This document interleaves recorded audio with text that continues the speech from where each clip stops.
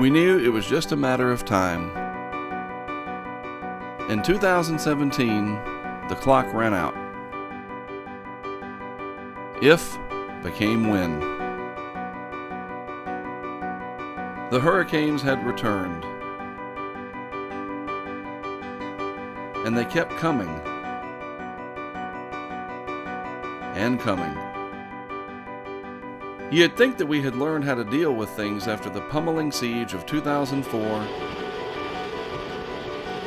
2005,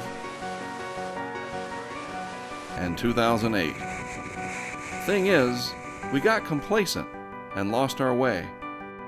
After 2005, we dodged bullet after bullet in terms of truly intense hurricanes.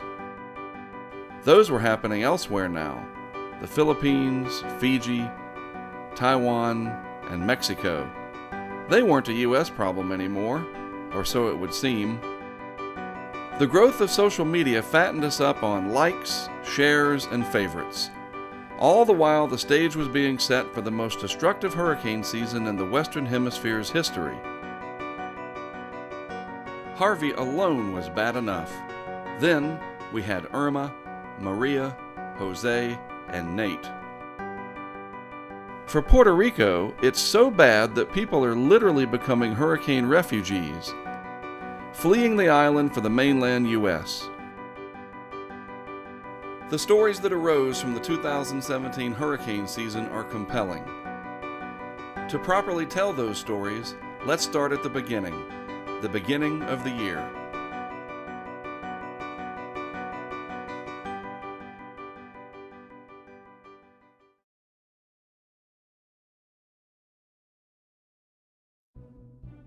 – 2017 began with a winter storm. It wasn't one for the record books or anything, but it did give me a chance to get out and continue to make use of the unmanned cameras.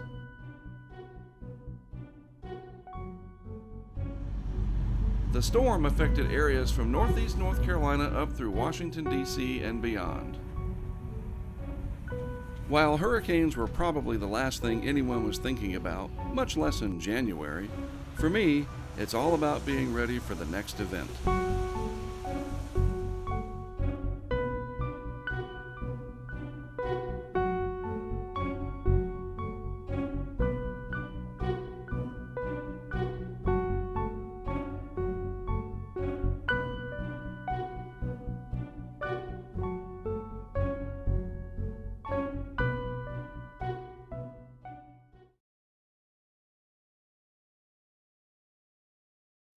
By February, there was a lot of chatter about the potential of what we call a warm ENSO event, or El Niño, developing in the tropical Pacific. As you may recall, a particularly strong El Niño all but shut down the Atlantic hurricane season in 2015. Most of the 2017 Atlantic hurricane seasonal forecast would hinge on whether or not the tropical Pacific was warmer than normal. February was also when we had the most intense winter storm of the season.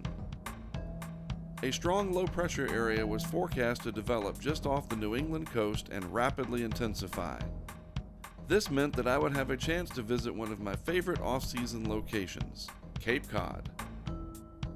The National Weather Service issued blizzard warnings for the eastern part of Massachusetts, including all of the Cape. 32 degrees as I cross the GW Bridge here on my way to Cape Cod, where things are going to get crazy. Upper level north. Thanks for that, Google Maps lady. I think you heard that. Anyway, here we are. A few hours to go, then I'll be in Cape Cod. The storm was in a position and intense enough to create a storm surge off of Cape Cod Bay, threatening areas such as Dennis. I planned accordingly and set up a live camera system along the north side of Dennis, right next to the water.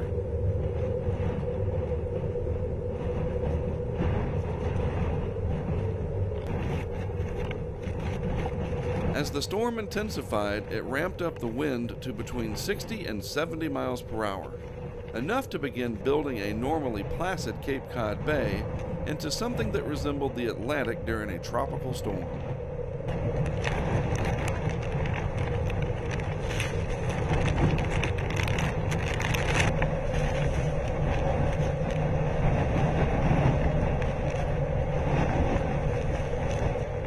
Once again, through the utilization of unmanned camera technology, we were able to monitor conditions as storm surge on top of the high tide eventually overwashed the road and made it impassable. Meanwhile, I was out and about and stopped at Sassuat Harbor to check on conditions there. Now, despite 60-mile-per-hour wind, and I mean truly steady wind right off the bay, I could not resist getting out to take a closer look.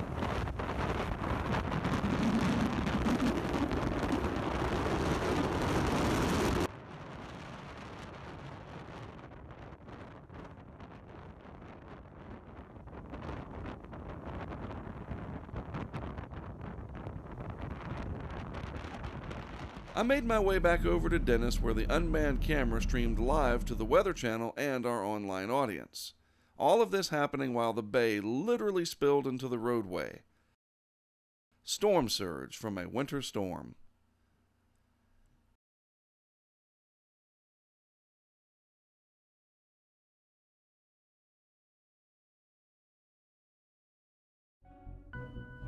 The powerful low-pressure area moved out into the Atlantic, and I made my way back home. This was the 6th major winter storm that I had covered since 2014. It wouldn't be the last. It wasn't until mid-March before the next big winter storm took shape, and this one had the potential of being a beast. The dynamics that were coming together indicated the possibility of significant storm surge for the New Jersey coast, with crippling blizzard conditions all along the I-95 corridor from DC to Boston. Obviously, I wasn't going to miss this. After setting up several live cams along the New Jersey coast plus a weather station in Brigantine, I made my way to Staten Island to ride out the storm. The National Weather Service was forecasting an epic blizzard for the region, and it looked as though I'd be right in the thick of it. As is sometimes the case with hurricane forecasts, the winter storm took a different track that brought it closer to the coast. This resulted in much less snow for the coastal plain of New Jersey, as well as New York City and most of Long Island. In fact, the heaviest snow ended up falling much farther inland, leaving the Staten Island area with more sleet than anything else.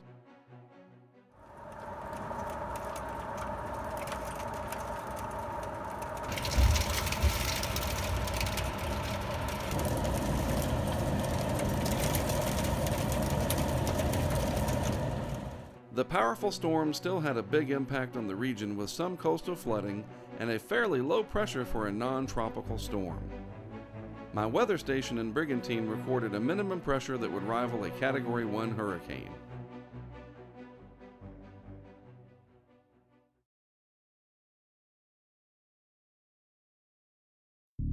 As April began, the talk of El Niño developing in the tropical Pacific continued. Some were quite certain that it was coming, others were not.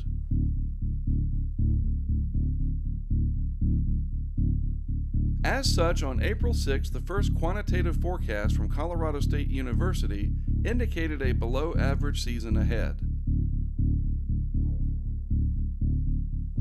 11 named storms were predicted to form, with 4 of them becoming hurricanes, and 2 of those hurricanes reaching Category 3 strength or higher. The seasonal ACE index, which measures actual energy output of tropical cyclones, was predicted to be 75, or a little bit below the long-term average. Then, on April 19th, a rare out-of-season tropical storm formed way out in the North Atlantic. It was named Arlene, the first name of the 2017 season, even though the season did not officially begin until June 1st.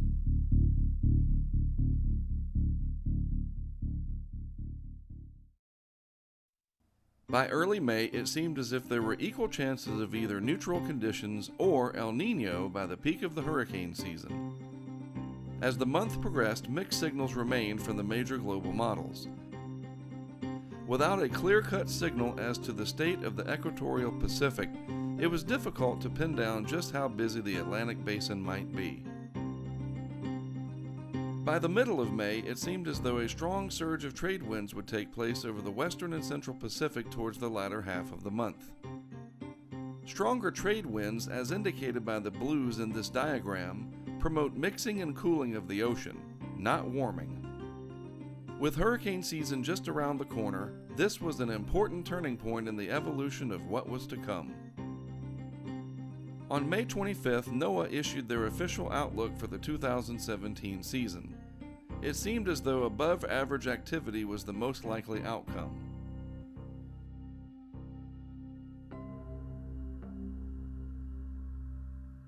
It is now June and the hurricane season has begun. Right on the heels of NOAA's hurricane outlook came an updated forecast from Dr. Phil Klotzbach and his team from Colorado State University. The evidence was pointing towards a busier season with the lack of El Nino and a warmer tropical Atlantic being cited as reasons behind the increase in forecast activity. Interestingly enough, the UK Met Office in England was forecasting quite a busy season with as many as 10 hurricanes forming. As we now know, that is exactly what happened.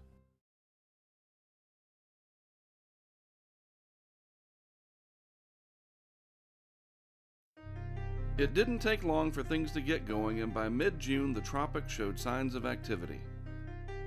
A strong tropical wave, fairly unusual for June, showed potential for some development as it moved west at a low latitude through the deep tropics. Meanwhile, a broad area of low pressure was forecast to develop in the vicinity of the Yucatan Peninsula or the southern Gulf of Mexico. Of particular interest was the system in the tropical Atlantic. If in fact it went on to develop, it could mean that conditions across the main development region were more favorable than we had seen in recent years. On June 19th, the eastern disturbance became Tropical Storm Brett and made landfall in Trinidad, bringing heavy rain and gusty winds to the island. It is important to note that Brett was the earliest tropical storm on record within the main development region. This was a sign that was hard to ignore in terms of what it meant for the rest of the season.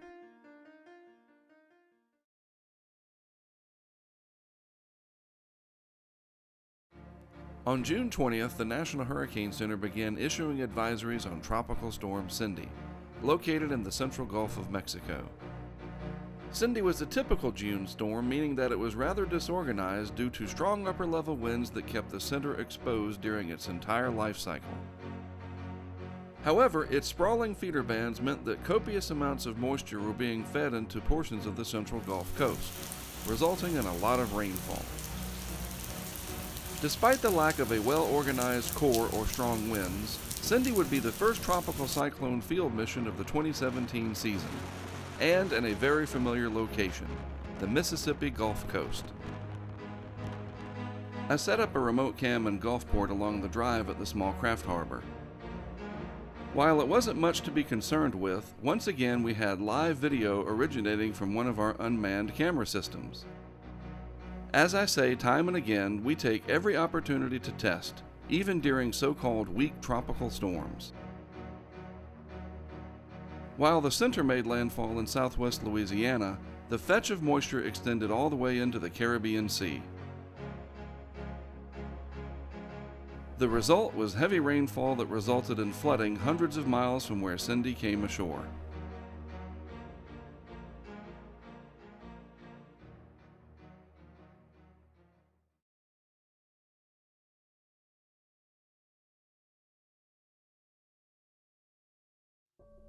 At the end of June, another tropical depression formed midway between Africa and the Lesser Antilles. It did not continue to develop past depression stage due to an abundance of dry air related to the Saharan air layer. Nevertheless, it was yet another sign that the tropical Atlantic was going to be quite favorable this hurricane season.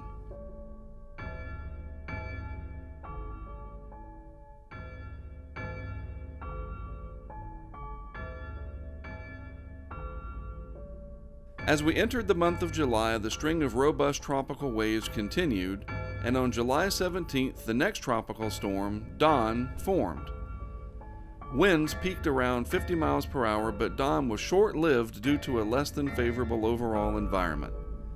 Still, It was yet another tropical cyclone to develop within the main development region, and it was not even August yet.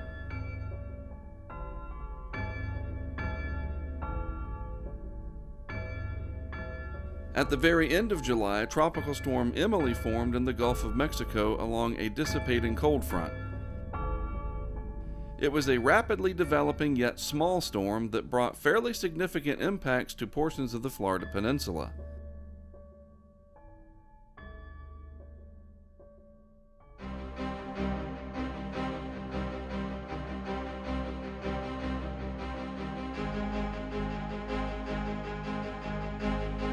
Once we entered the first part of August, the tropics remained very active.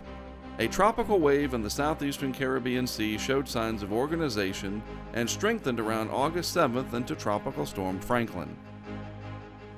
It later went on to become a hurricane, and little did we know that it would set off a string of 10 hurricanes in a row that would ultimately define the remarkable 2017 season.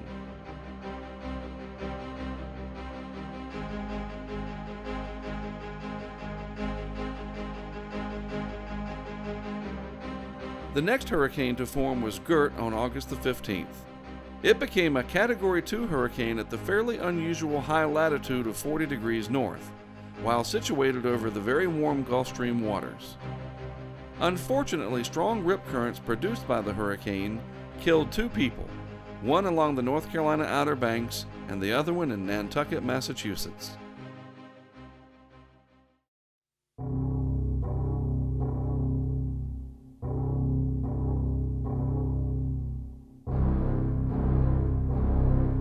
Hurricane Harvey. It is a story that has 2 distinct parts. The initial landfall along the Texas coast late in the evening of August 25th, and the catastrophic flood for southeast Texas in the days after. Its name is sure to be retired from the Atlantic list of names, but it will never be forgotten. For all of the legendary damage that Harvey caused, it almost never happened at all. And yet, it did happen, and it is something that I will remember always. We begin the story on August 13th with a tropical wave and a broad trough of low pressure situated out over the tropical Atlantic. The system coalesced and became Tropical Storm Harvey just east of the Windward Islands on August 17th. The initial forecast indicated that Harvey would battle hostile conditions as it traveled through the Caribbean Sea towards Central America. It was actually doubtful that Harvey would survive the full 5 days. Those doubts were realized, and the National Hurricane Center deemed Harvey a tropical wave on Saturday, August 19th. By the next day, it looked like there was some potential for the remnants of Harvey to make a comeback, as conditions in the western Caribbean and the southwest Gulf of Mexico seemed more favorable. It was getting towards peak time of the hurricane season, and there was a lot going on, to say the least. This is where the story changes, at least temporarily. Something amazing was going to happen, and millions of people were eager with anticipation for this event. It was almost as if Harvey gave us a brief respite to enjoy the total solar eclipse. You go. Try to see it.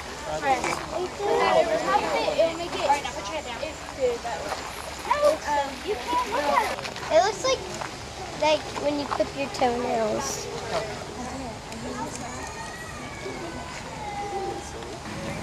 Dad, it is completely gone.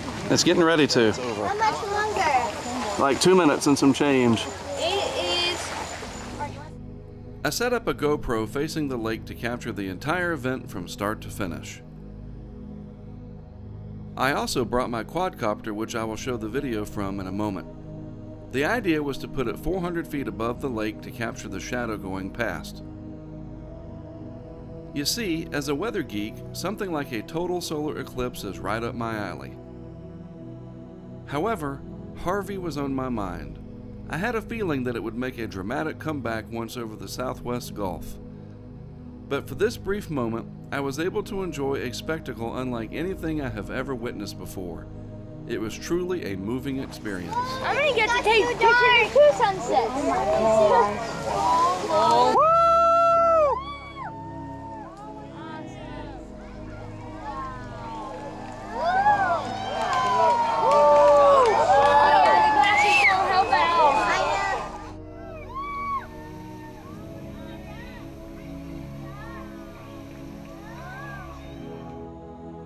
Here's the view from my quadcopter 400 feet above Lake Marion. This is time-lapse so that we can see the motion of the shadow as the moon covers the sun. Look at that. Just as somebody has fire. I guess somebody's got used to you guys. Look at that. Look what y'all look like in the dark. Maya does have time. Y'all all look better in the dark. Daphne, look up. the sunshine? Where's the sunshine? Where did it go? Look up there. Do you want to go find the sunshine? Wait, Dad, your quadcopter can see it now, can it? Yes. Is it positioned up? No, it's catching the shadow. As with all things of beauty, the moment was fleeting and the totality portion of the great American eclipse was over. Look, Brayla, look. Holy crap. See it? It is so cool. Oh my god. It's all coming back. Throughout the day, I had been monitoring what was going on with the remnants of Harvey. Literally within minutes after totality was over, I scrambled to pack up my gear and my kids to head back home to Wilmington.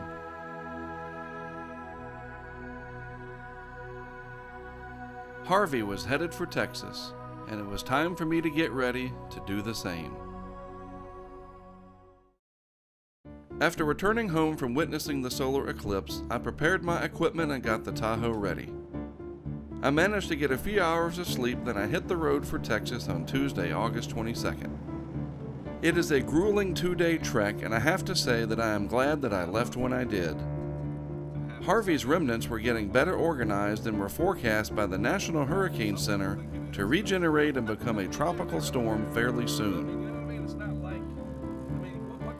My plan was to meet up with my colleague Carrie Mallory, who just happens to live in Houston. He too was on his way back from viewing the solar eclipse, heading back to Houston from Wyoming.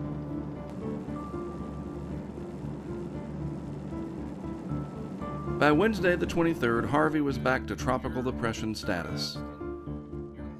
The forecast called for Harvey to reach 70 miles per hour before landfall. Obviously, this was way off the mark. I pressed on, sometimes even displaying my sense of humor. That's like, what is that? It's not a selfie, it's a mirror-y. It's a mirror selfie. As the day came to an end, Harvey strengthened further and was a tropical storm again. Top winds were only 40 miles per hour, and the official forecast now called for it to become a Category 1 hurricane prior to landfall. I was finally in Texas and had a lot to do in a short amount of time.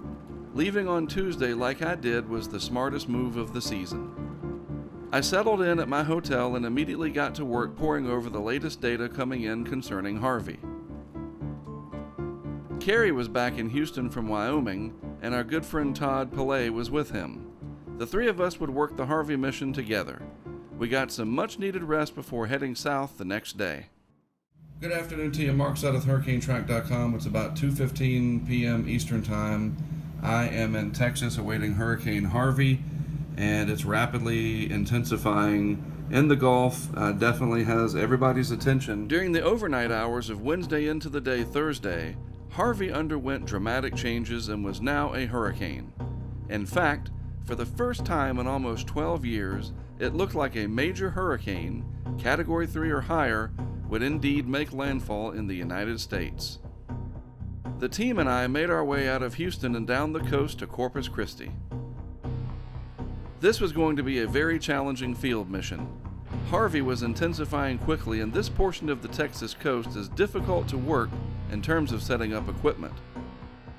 Our base camp was the Hampton Inn in Alice, just a little bit west of Corpus Christi.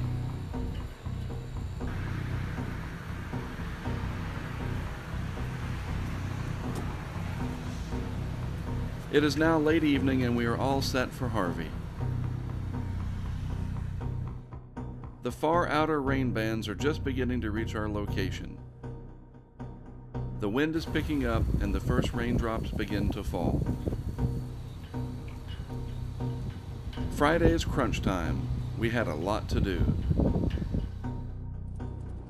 Shortly after 8 a.m. on Friday, August 25th, we set out for the southwest portion of Corpus Christi to deploy a weather station and a live camera. All right, here we are. So there's the walkway. I just need to be able to pull over.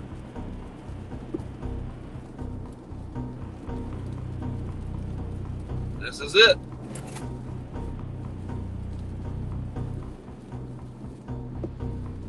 This was a great location to capture exceptional wind data, but we weren't sure as to whether or not the core of Harvey would pass close to the station. At least we had it up and running. So far, so good.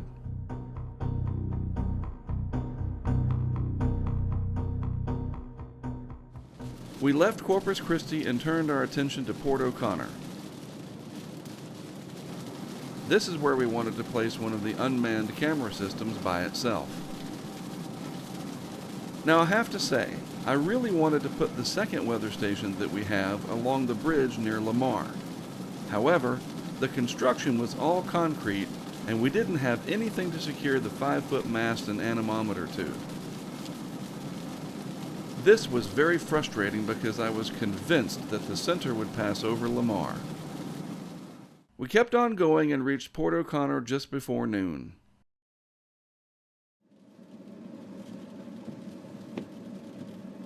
Todd assisted me to set up the camera and get everything running.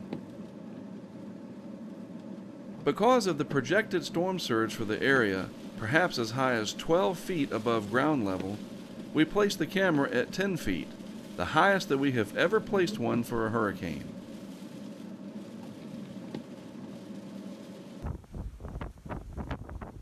Harvey was now a solid Category 3 hurricane and the potential for a very destructive surge was there.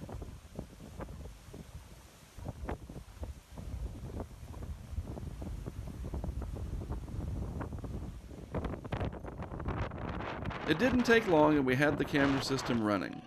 It was so strange to be seemingly the only human beings in the area. We saw a couple of people, but otherwise Port O'Connor was deserted.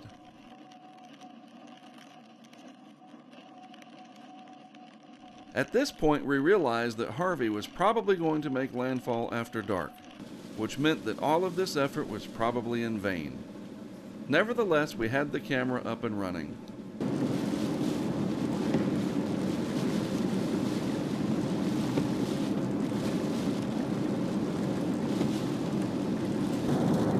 Look at that eye. Daggone. This is radar scope.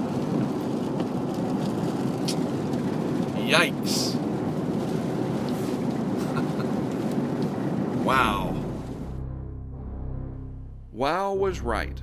Harvey continued to become better organized and eventually it reached Category 4 intensity. This was extremely unnerving to say the least.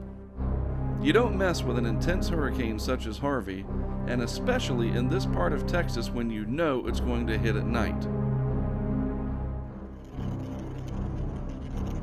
At least when we had daylight, the two camera systems plus the weather station gave us a presence as the hurricane closed in.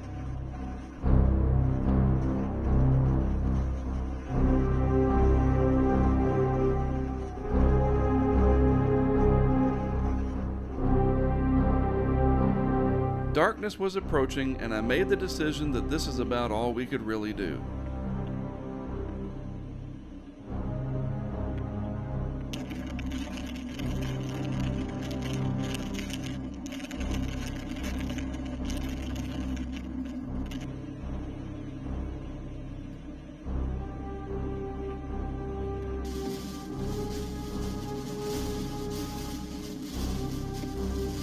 The violent core of Hurricane Harvey was crossing the coast south and east of Rockport. I just couldn't justify the risk not only to our well-being, but also to our vehicles and our equipment, especially considering that we knew with almost absolute certainty that there was going to be a part 2 of Harvey's saga. And besides, there were plenty of hurricane chasers and reporters holed up in the Rockport area to get the story out. Alright, so welcome to the Tahoe Cam feed. We did head out just after dark for a few spot wind measurements between Corpus Christi and Centon. 77. Hey, Mark Suttoth, HurricaneTrack.com here. I want to show you the wind speeds here. There you go. This is live off the anemometer on the roof of the Tahoe. I am stationary on the side of 77, just a few miles out of Corpus Christi and Robstown. You see the peak gust there at 54 miles per hour. We positioned ourselves due west of Rockport with the western eye wall of Harvey less than 15 miles to our east. This was close enough. While I realize that it does not make for dramatic video, our choice to avoid the core was a wise one.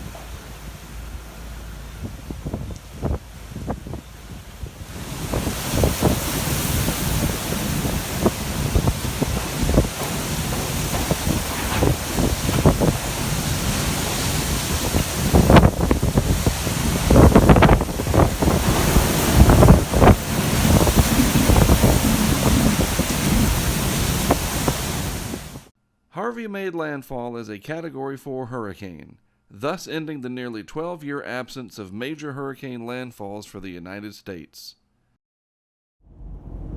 The next day, Saturday, August 26th, we had a lot of work to do collecting the equipment that we had set out. First, we grabbed the weather station and camera system that had been deployed along the bay in southwest Corpus Christi. Here is a look at the data collected by the anemometer and the pressure sensor. The core of Harvey passed more than 20 miles from the site.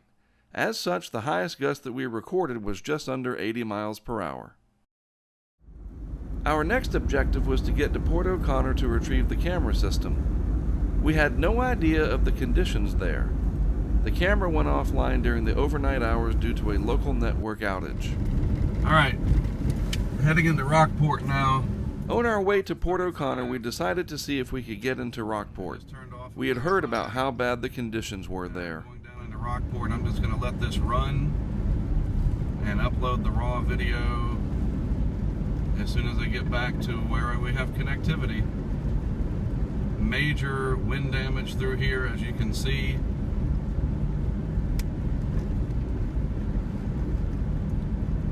Wow, just incredible damage. Complete damage to gas station canopies. The trees are stripped of their leaves in many cases, these oak trees. Here we have a house that is completely destroyed over to the right. Wow.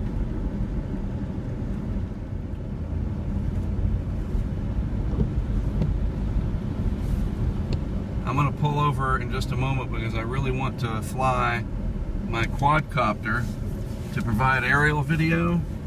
That could be very helpful. We pulled over into an open parking lot and I put the Phantom 3 quadcopter into the air. It was very tricky due to strong winds still present in the area. The view from 120 feet up revealed extensive damage throughout Rockport. What we didn't see was any evidence of major storm surge damage, which was great news. I expected to see a lot more roof damage, especially considering that Harvey was reported to have been a Category 4 hurricane. Once again, the random nature of the damage indicated how difficult it is to tell people precisely what to expect, even when hit directly by the core of an intense hurricane.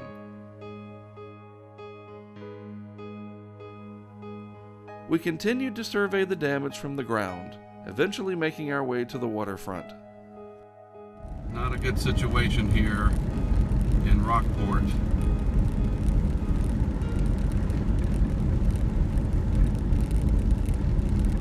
Turn towards downtown, the waterfront. Some storm surge probably, but this is wind damage that's the real problem here.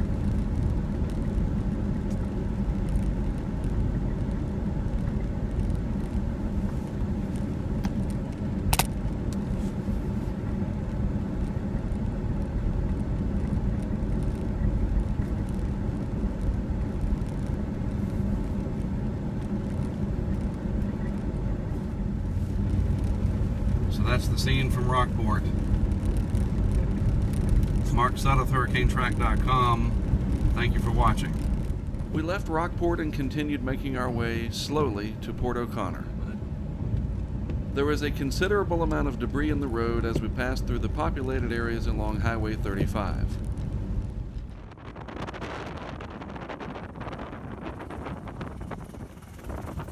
Once we got past Aransas County Airport and out into the open country, we began to encounter the lingering storm surge. And ladies and gentlemen, there's your storm surge. My goodness. Then we began to run across livestock that had been run down by the relentless rain, wind, and surge from Harvey.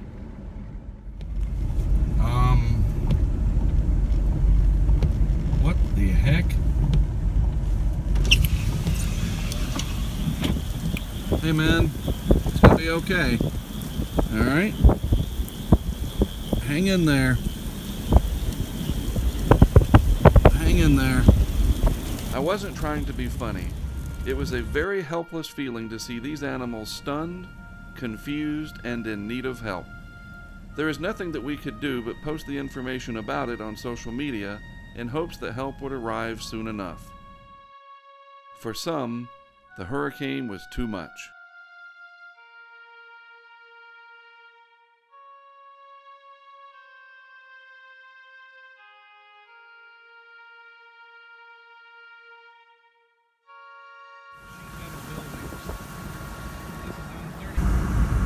Significant surge earlier. Power poles broken and snapped across the road.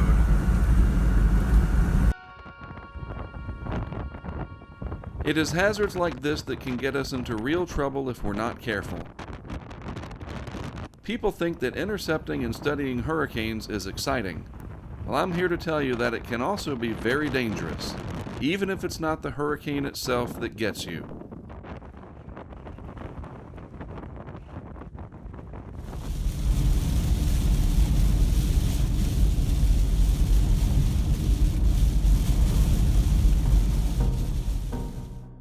We kept on, eventually making it past Tivoli.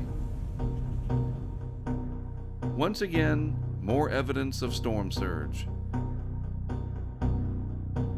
This time, probably several feet high.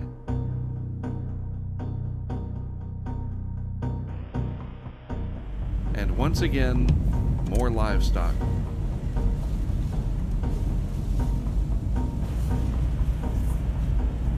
Look at that, there's another one. Hey man, what's happening? As we closed in on Port O'Connor, the rain kicked into overdrive as intense bands of what was now Tropical Storm Harvey moved across the region. Flooding was quickly becoming a major issue.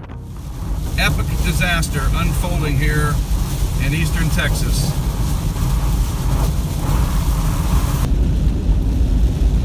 Headed to Port O'Connor, where I hear everything is fine. We're just going to go pick up our camera that we set out for the hurricane. But from the volunteer fireman that we talked to, he said everything looked like it was pretty much untouched. No storm surge damage to speak of.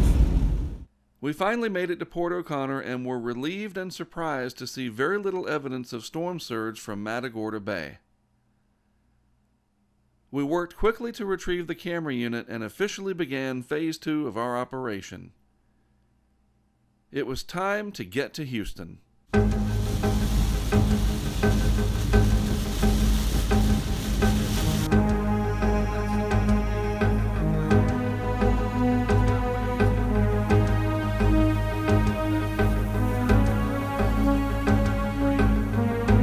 Harvey was now well inland over southeast Texas and had become a rain machine. Bands of extremely heavy rain were moving from southwest to northeast as the circulation of Harvey moved very slowly. This resulted in rain rates of several inches per hour within the heaviest of the bands. To make matters worse, severe weather was an issue, with frequent lightning and the threat of tornadoes. We made it back to Houston, where torrential rain was already taking a toll on the city of over 4 million people. Band after band of excessive rain rotated around Harvey's circulation. There would be brief breaks, followed by another round of 2 to 3 inches of rainfall. The National Weather Service and the National Hurricane Center were forecasting upwards of 25 inches of additional rain, with totals exceeding over 40 inches. Unfortunately, this prediction was too low. During one of the breaks in the rain, I got to work and made my way out towards Bray's Bayou in the Meyerland area. Things were already getting out of control. Wow! What is that? Holy mackerel! Whoa! That's not good, whatever that is. I wanted to place a camera along Bray's Bayou at Rice Avenue, a location that we've used before for testing during the 2016 tax day flood. The rain had quit temporarily, but the water was rising rapidly. Bray's Wood was cut off at Post Oak Road, so I put the camera there.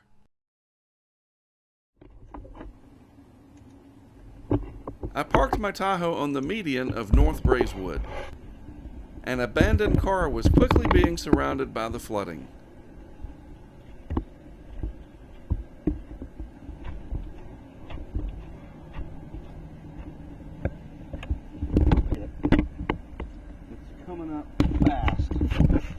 The next nasty band of storms and torrential rain was approaching.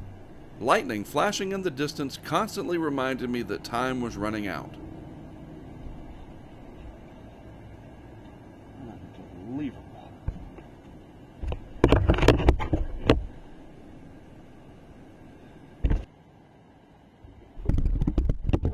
In this photo that I took after the flood, you can see the light pole that I secured the camera to.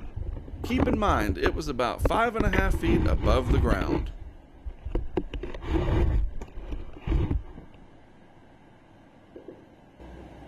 I got everything secured and the camera was all set. For the next 30 hours, it would silently watch as the worst flooding in Houston's history took shape. The next intense band was closing in. I had to get back to my hotel out on I-10 along Park Row.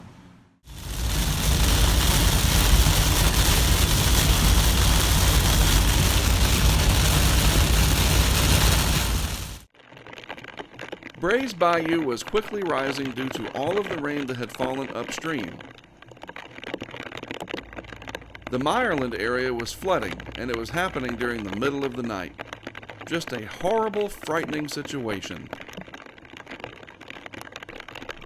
All night long, the rain pounded Houston and indeed much of southeast Texas.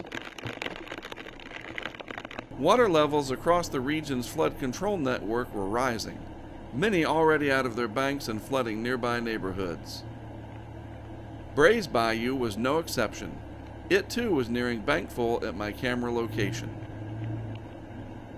The rain would let up for a bit, then return with a vengeance.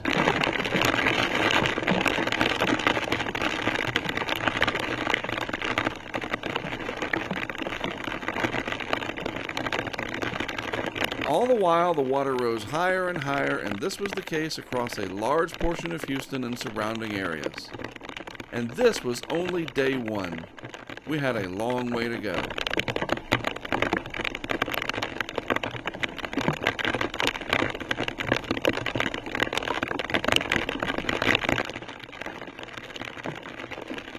All night Saturday and into Sunday, band after band of stunning rainfall rates moved across the region, a result of Harvey's painfully slow movement.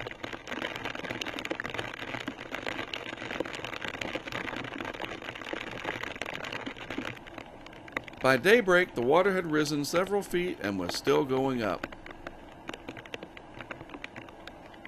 A true flood catastrophe was unfolding in Houston, a city used to having to deal with water, just not on this scale or duration. All across the city, roads were closed due to literally being underwater. The event all but paralyzed the nation's fourth largest city, and it was just getting started. Even the National Weather Service used words like unprecedented. And indeed it was. Allison in 2001 was bad. This was on a whole new level, and the rain, it just kept coming.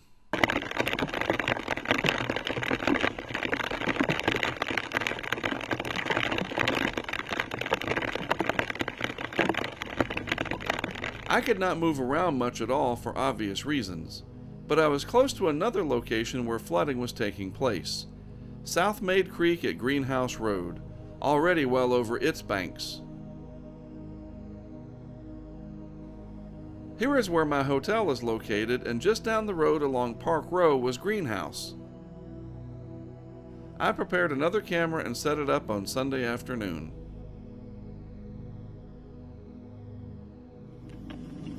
I literally strapped it to a tree along the median of Greenhouse Road. While I was there, the rain let up just enough for me to put the quadcopter up for some aerial video. Notice how the water is flowing from left to right. Little did I know at the time, but it was spilling into something called Addicks Reservoir. I would become much more familiar with this over the next 2 days.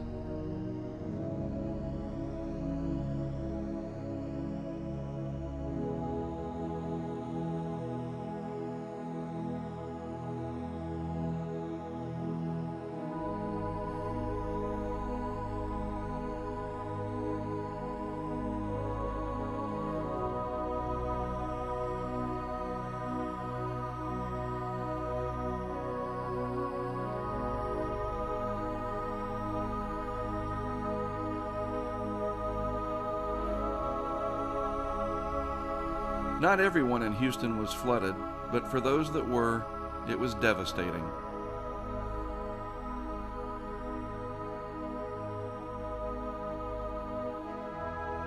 Floodwater is incessant and penetrative, creeping up like vines as it consumes everything.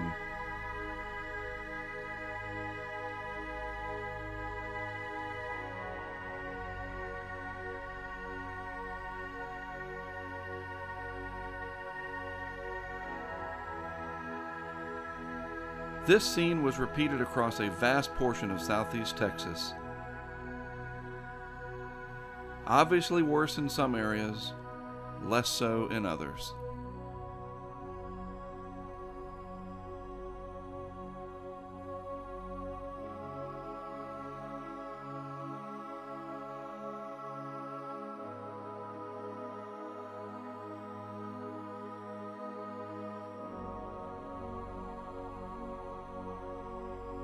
Houston was virtually cut off, flooded by and surrounded by water. And the rain, it just kept on and on and on.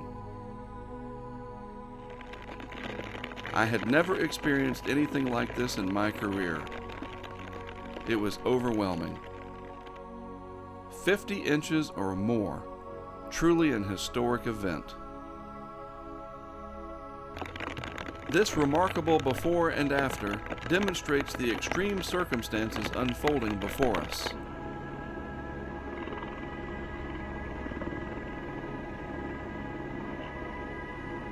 The rain continued, nearly putting the unmanned camera underwater. Bray's Bayou had spilled out and risen almost 5.5 feet above the sidewalk, touching the bottom of the camera box itself. As Sunday progressed, more and more boat traffic could be seen motoring along the surface of the water, which was now several feet over Post Oak Road. It was surreal, yet it was happening in front of us, and there was nothing anyone could do but try to survive and be safe. By Monday, the core of the heaviest rain had shifted to the Beaumont and Port Arthur areas, which would end up with a stunning 5 feet plus of rainfall. For the Houston area, the deluge continued, which led to massive problems with 2 giant reservoirs, Addicks and Barker. The reservoirs, or flood pools as they are also known, were developed by the Army Corps of Engineers to protect Houston, the downtown area, from catastrophic flooding. Here we see Addicks Reservoir, which was filling up with water at a steady pace. In fact, press releases were sent out indicating that the water was rising faster than it could be emptied. Highway 6 was now completely submerged. Neighborhoods were beginning to fill up with water. I set up another camera system to monitor the rise of the reservoir.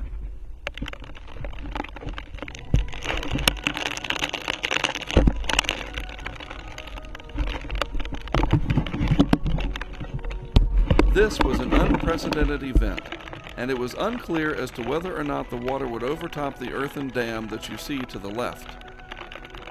Not only was the current rainfall a huge contributor to the filling of the flood pools, but we have to consider all of the rain that has fallen north and west of the flood pools. Unthinkable amounts of water were flowing through the flood control system into Addicks Reservoir. If it overtopped the dam, well, just use your imagination. Unfortunately, developers were allowed to build neighborhoods inside of these flood pools.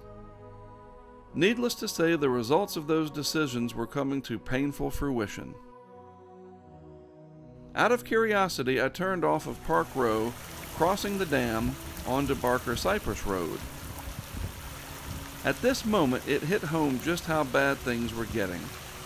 This was a neighborhood, and the water was coming up quickly. They were inside the flood pool. I knew that I had to relocate the camera on Greenhouse Road to this location.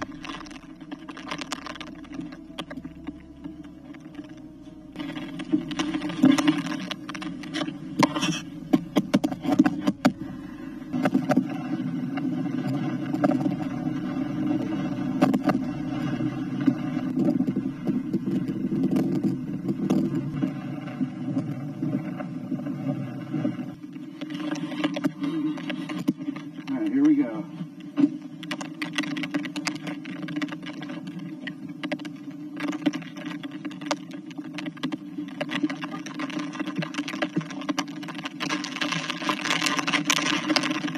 I walked the camera box with all of the gear needed to attach it someplace, down Barker Cypress Road and into the flood.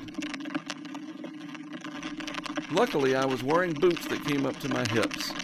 Flood water is nasty and can make you very sick. Water from South Maid Creek and elsewhere was flowing at a quick pace into the reservoir. The pool was filling. It was unlike anything I had ever seen. Not like this. And the water is coming up.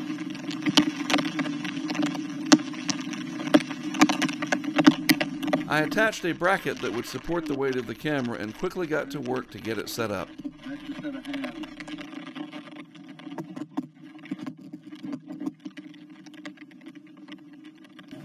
The water crept up, inch by inch, hour by hour. More people began to flee, using whatever means they could get their hands on.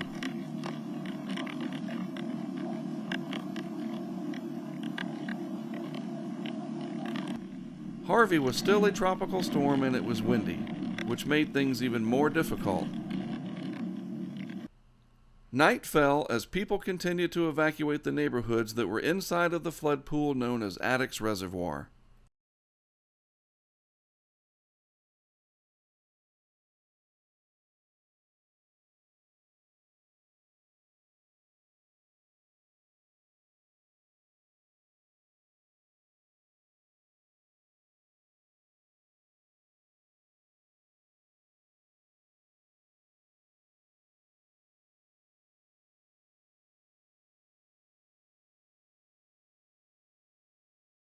It is now Tuesday, August 29th, and the rain continues, though not as heavy as before.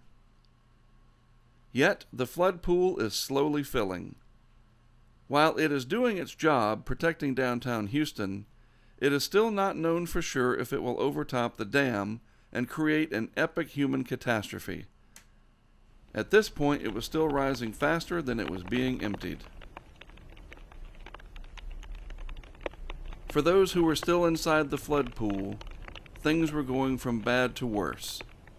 It was a desperate situation. But this is also when Houston pulled together to help each other. Despite the flood, it was an incredible sight.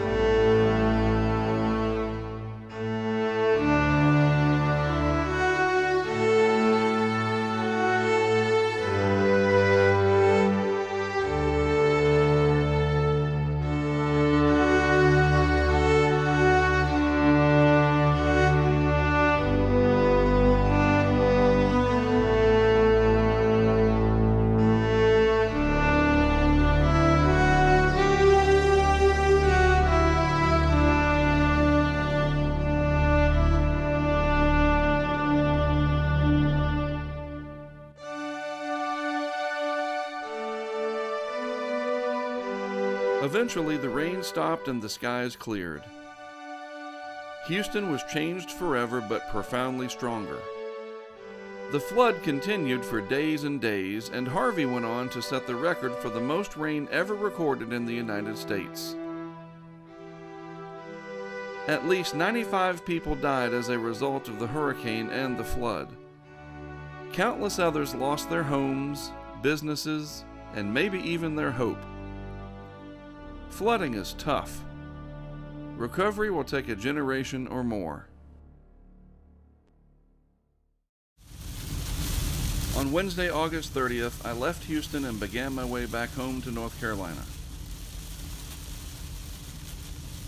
Of course, I had to drive through Harvey's remnants in Louisiana. Here, too, major flooding was occurring. It was a little bit of a challenge, but I managed to leave Harvey behind.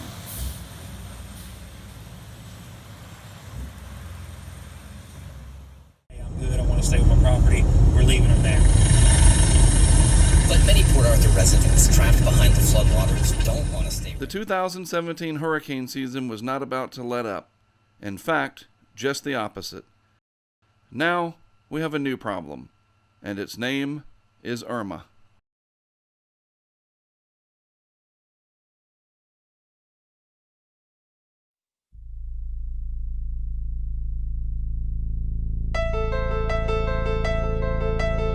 There are times, as rare as they may be, when we just know that a hurricane is going to be legendary.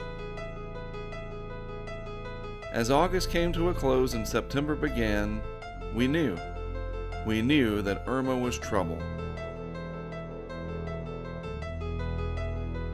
We didn't need computer models or long debates. It was as clear a signal as one could look for. This hurricane was destined to make history. But we do have computer models and experts who interpret them in hopes of deciphering the code just enough to give people as much warning, as much lead time as possible. As the first few days of September passed, Irma grew stronger, but it was only the beginning.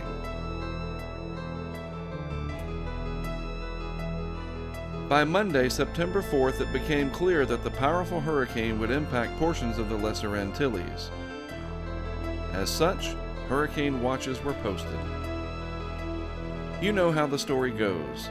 It was much too early to know with any degree of certainty how much of an impact Irma would have on the U.S. So, we waited. And while we did, Irma became the strongest hurricane ever recorded in the Southwest Atlantic Basin. It was a solid Category 5, and it was headed for the Leeward Islands. Through my interaction with people on social media regarding the hurricane, I received this email from a woman in Antigua. Daniela reached out to me and offered to send what video she could before conditions deteriorated.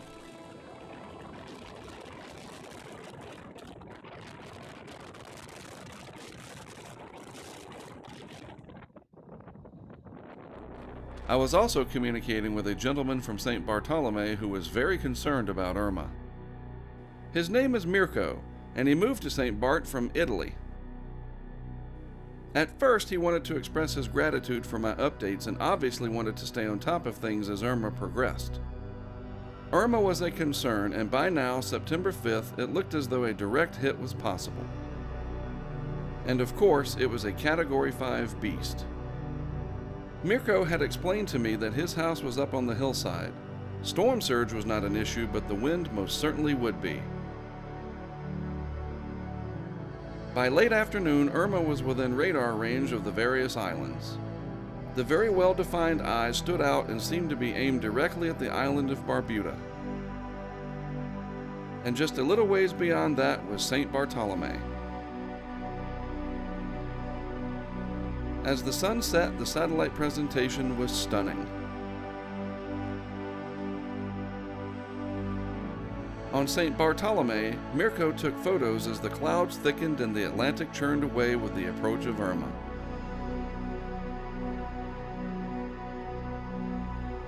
Evening came to the island, the clouds giving off an eerie pink hue. The last sunset before utter hell would be unleashed. As the night wore on, we watched in awe as the tiny island of Barbuda was swallowed up by the eye wall of Irma. I chose not to sleep and remained in contact with Mirko. His fear needed no translation. He and his companions were as ready as they could be. They couldn't leave, so they hunkered down and followed my advice. A small interior room stocked with as much padding and protection as they could get their hands on. Irma kept coming, slamming Barbuda head-on with unspeakable fury and devastation, all happening during the night. This radar image is all at once incredible and the stuff of nightmares. I could only imagine, as all of us around the world that watched it unfold, what it must have been like to stare up through the eye with not a breath of wind to be found.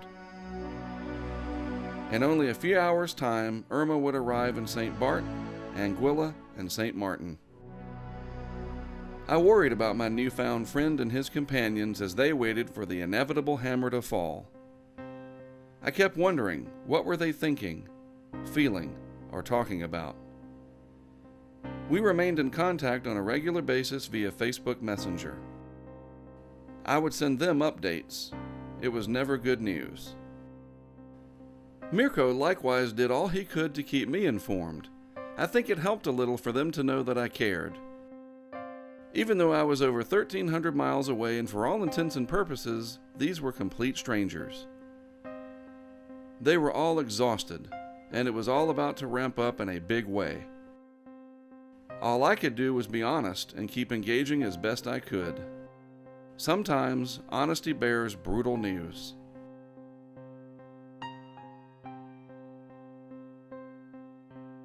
Then, Irma was upon them.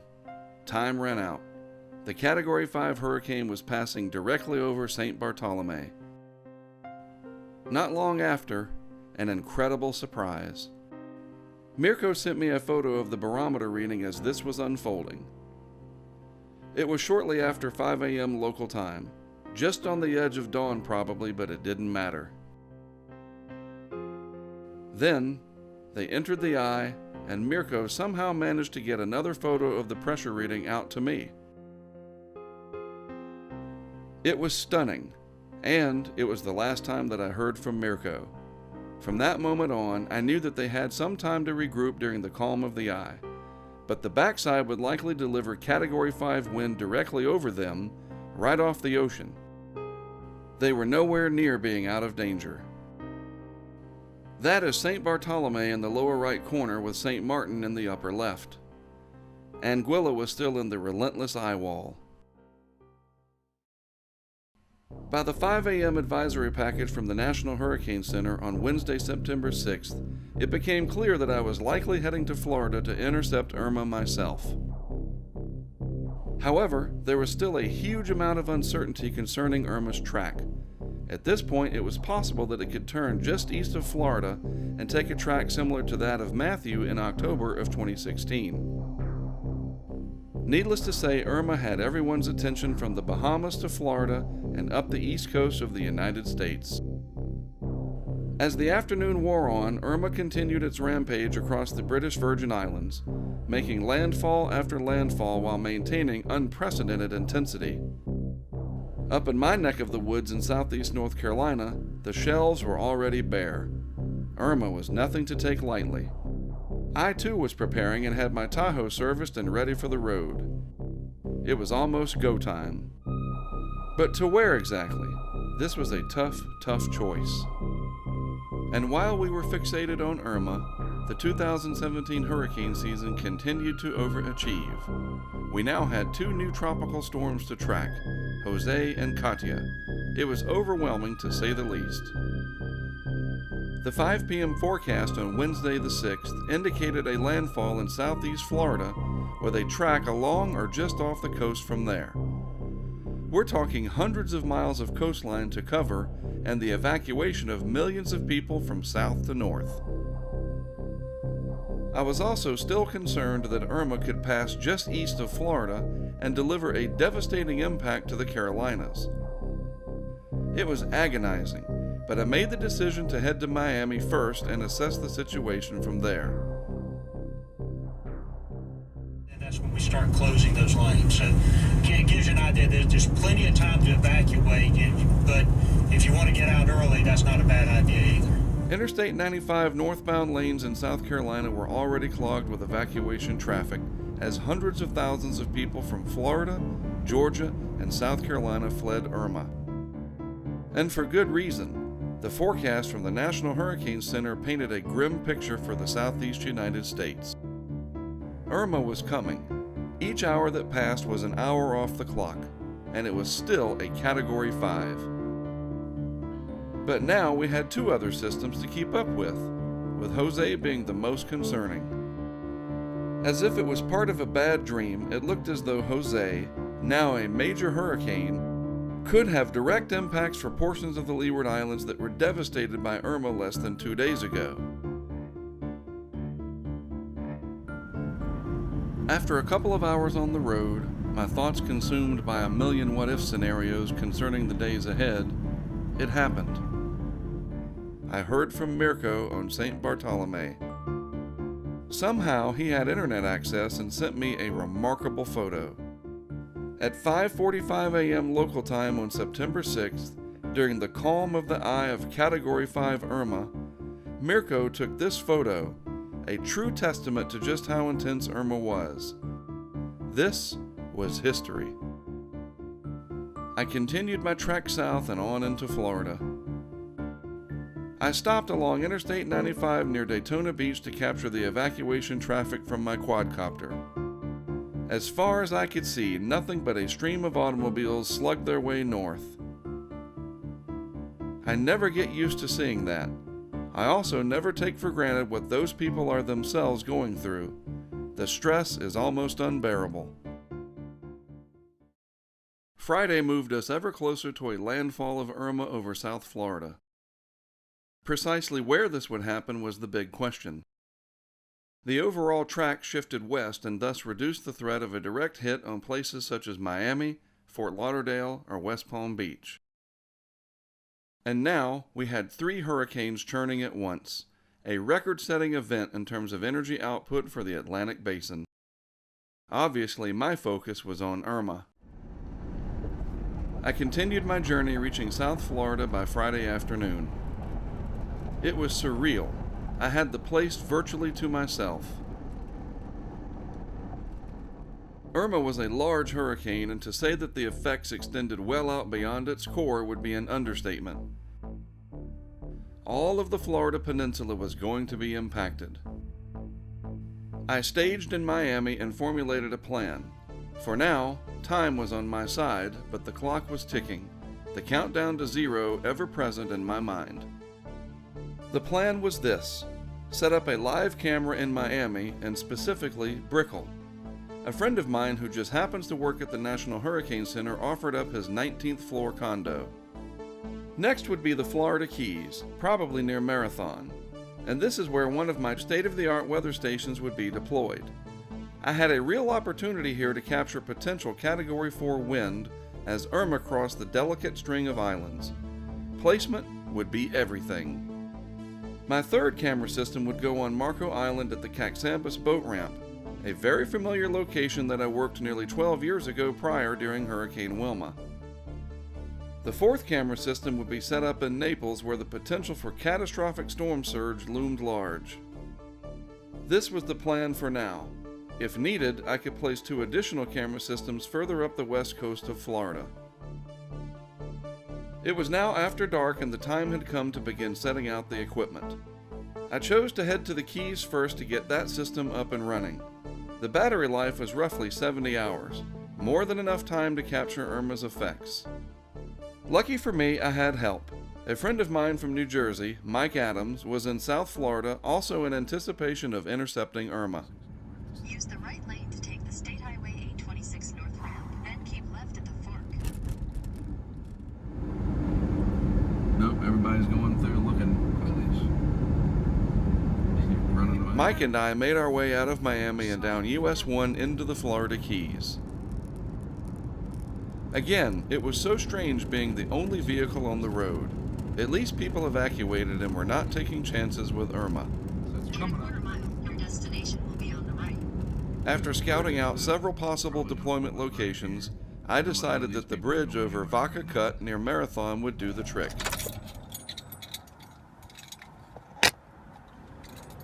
It is time to get to work. And a frickin' squall is coming too. That's great. The first band of thunderstorms from Hurricane Irma was moving across South Florida and the Keys. This made it all very real. Irma was coming.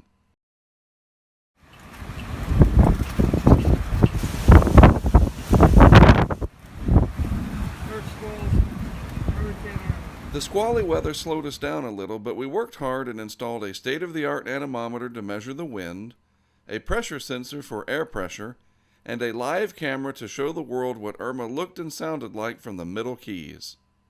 This was a brand new setup whereby we were using our own software configured to run on a tiny computer called a Raspberry Pi. It would talk to the anemometer and the pressure sensor roughly every second to gather data and send it to our website and app. It was almost real time, and when all was said and done, we'd have days of raw wind and pressure data, a major accomplishment for our operation. Even if we lost internet connectivity to or from the unit, it didn't matter. The data would be stored on a tiny chip inside the case. The live video still needed an active connection via our mobile hotspot in order to stream to us. If the terrestrial network went down, we would lose the feed, and that would be that. However, as we proved during Hermine and Matthew in 2016, when it stays up, the results are nothing short of jaw-dropping. Alright, dude. Here we go. The first cam and a weather station were up and running. It was now time to head back to Miami and get some sleep before things really picked up on Saturday.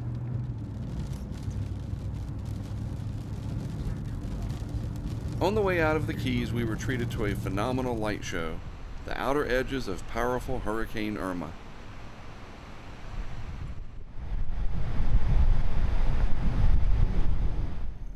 Trying to get gas down to less than a quarter tank there. But I've got plenty in the back. I just don't want to have to tap into it yet. If I don't have to. Down in Marathon, the weather station and live cam were working flawlessly. Slowly but surely, the wind was ramping up while the pressure continued to fall. Irma was hung up over Cuba, and this caused weakening. The track had also shifted ever so slightly to the west, putting a good deal of Florida's west coast in danger of being hammered by a still very strong hurricane. At Vaca Cut, the cam was showing the first signs of daylight.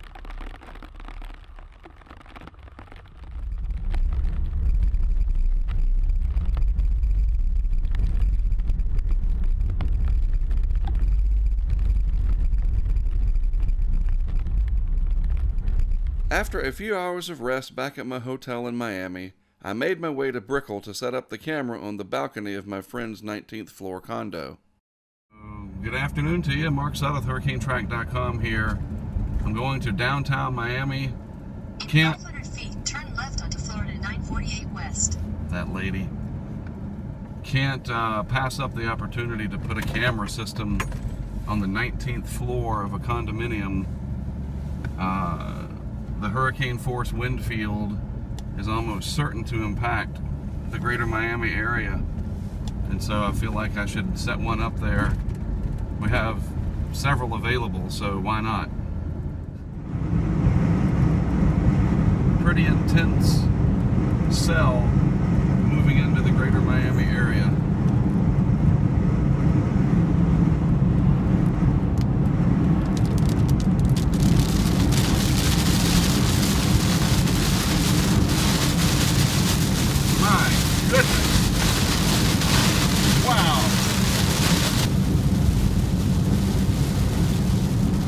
I know that I have mentioned it a couple of times already, but to be able to drive around Miami with virtually zero other traffic is one of the bizarre memories that I will take away from this event. There's the Miami River. It looks up. Oh, yeah.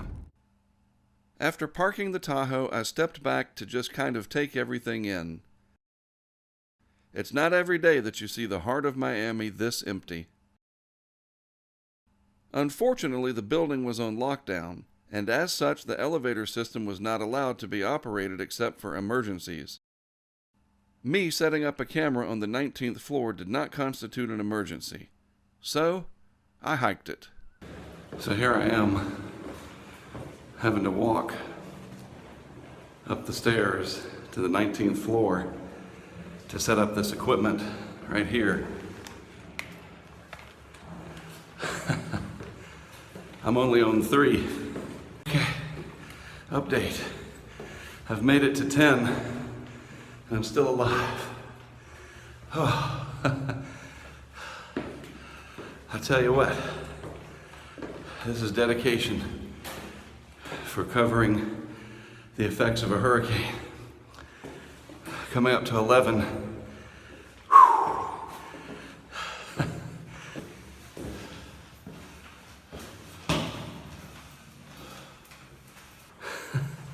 18, almost there. Oh. So this camera will record and stream there we go, the wind. We shall see. The first cam was up, literally. The view from the 19th floor would be interesting as things progressed. At least the cam was safe. No way anyone was going to mess with it up here. Irma's core was exiting the Cuban coast. The chance of significant strengthening was there. I'd have to work quickly for the rest of the day to get the other 2 camera systems up. So far, the one along with the weather station in Marathon was doing great. Now it was time for me to make my way to Naples and Collier County to deploy the next pair of cameras. Man, it just looks bad. Bad out there. Oh, what the heck? Keep left at the point to stay on I-75.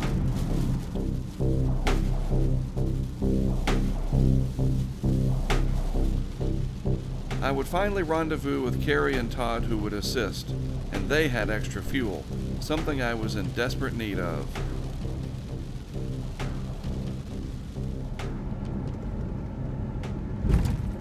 Beautiful. Gentlemen. Oh, look at all these troopers. Goodness.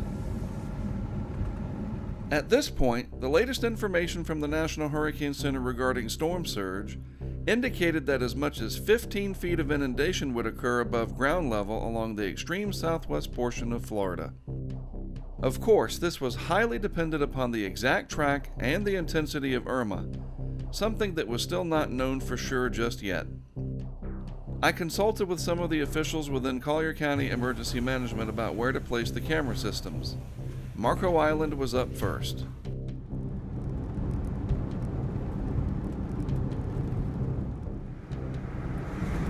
So we're going to go down to the boat ramp, and I think there's a little place there where we can stay dry when this next band comes through and consult on things.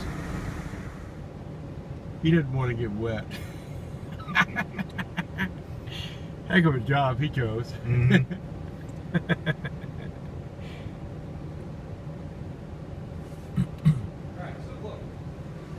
This is a good spot, but this area farther to the south, near where Caxambus boat ramp is, so you got to understand, so if we zoom out, we can see Marco Island. As Irma goes by, it's going to be onshore flow. Right. In that right front quadrant, and that little hook right there should catch it. Catching all of it, really. So all that should just flood to bleep. You know it, yes. So we got to go down there, to be honest with you, somewhere down there. All right, let's do it. So 10 to 15 feet above ground level. Let's just say it's 10. We could put it on one of these trees. These trees are solid. This is solid, this concrete piling. What am I talking about? And then the marker could go right here on this tree to show how high it's getting. It'll be a little wanker jaw, but now I just got to figure out what my shot is, which I can use the iPhone to kind of figure it out. This was the shot. Todd helped me to place the marker on a palm tree in front of the camera. If the water was going to rise as forecast, we would be able to know exactly how high, and just as important, how fast it rose. It was just after dark and Marco Island was now online. Next, we made our way to Naples. Use the left 3 lanes to turn left onto US 41, north Tampiami Trail East. We selected a site very close to the Gulf of Mexico and an inlet. Again, if the catastrophic storm surge that was forecast to take place actually materialized, this would be an exceptional location to document it. It didn't take long at all, and we were finally done for the day. The camera was placed about 7 feet above the ground. If it went underwater, then it meant that the worst had happened. This is the view from the cam. A steady rain was falling with just a little bit of wind. A stark contrast in terms of what was coming in the hours ahead. I made my way out of Naples to return to Miami while Carrie and Todd went north to Bradenton. The single biggest question for us was whether or not Irma would actually make landfall in southwest Florida versus remaining just offshore all the way up to, say, Cedar Key. Obviously, if it made landfall and remained inland, then we wouldn't have any real need to deploy any more equipment. But we could gather ground data from the vehicles similar to what we did after Hurricane Charlie 13 years ago. As it stood, we had 4 live cameras plus a high-end, reliable, and accurate weather station set up in the path of Irma. Back in Miami, Irma's effects were becoming more noticeable.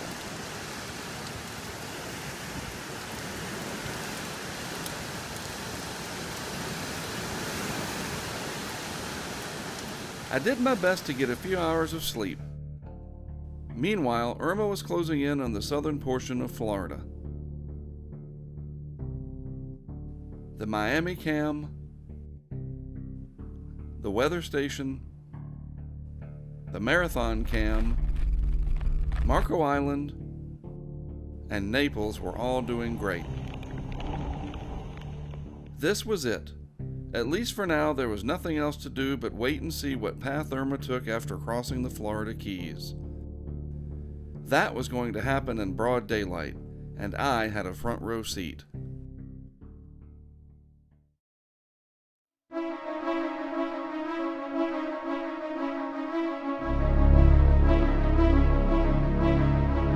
It is now just before dawn on Sunday, September 10th, and Irma is about to make landfall in the lower Florida Keys.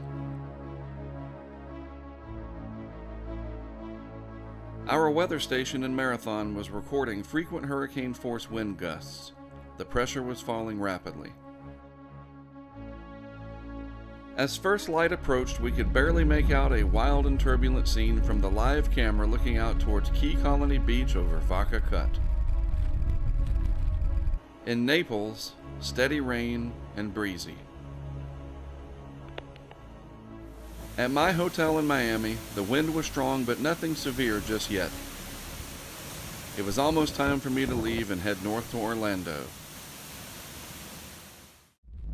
Down in the Keys, Irma was raging. It sounded like a jet engine on our remote cam.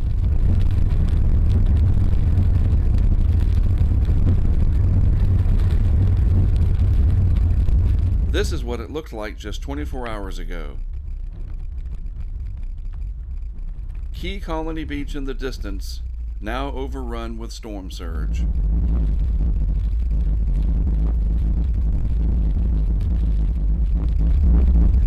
It was alarming to see so much debris, large pieces of what looked like trees, moving quickly in the surge of water being pushed by Irma's intense onshore winds.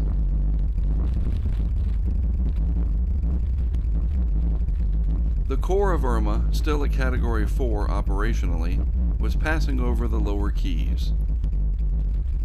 We noticed that our Miami cam was offline, probably a local network issue in Miami. Then, at 8:32 Eastern Time, we lost all connectivity to our weather station and the live cam over Vaca Cut. This was the last live update from the weather station. Everything went off air. In fact, all communications out of the Keys at this point were cut off, for everyone.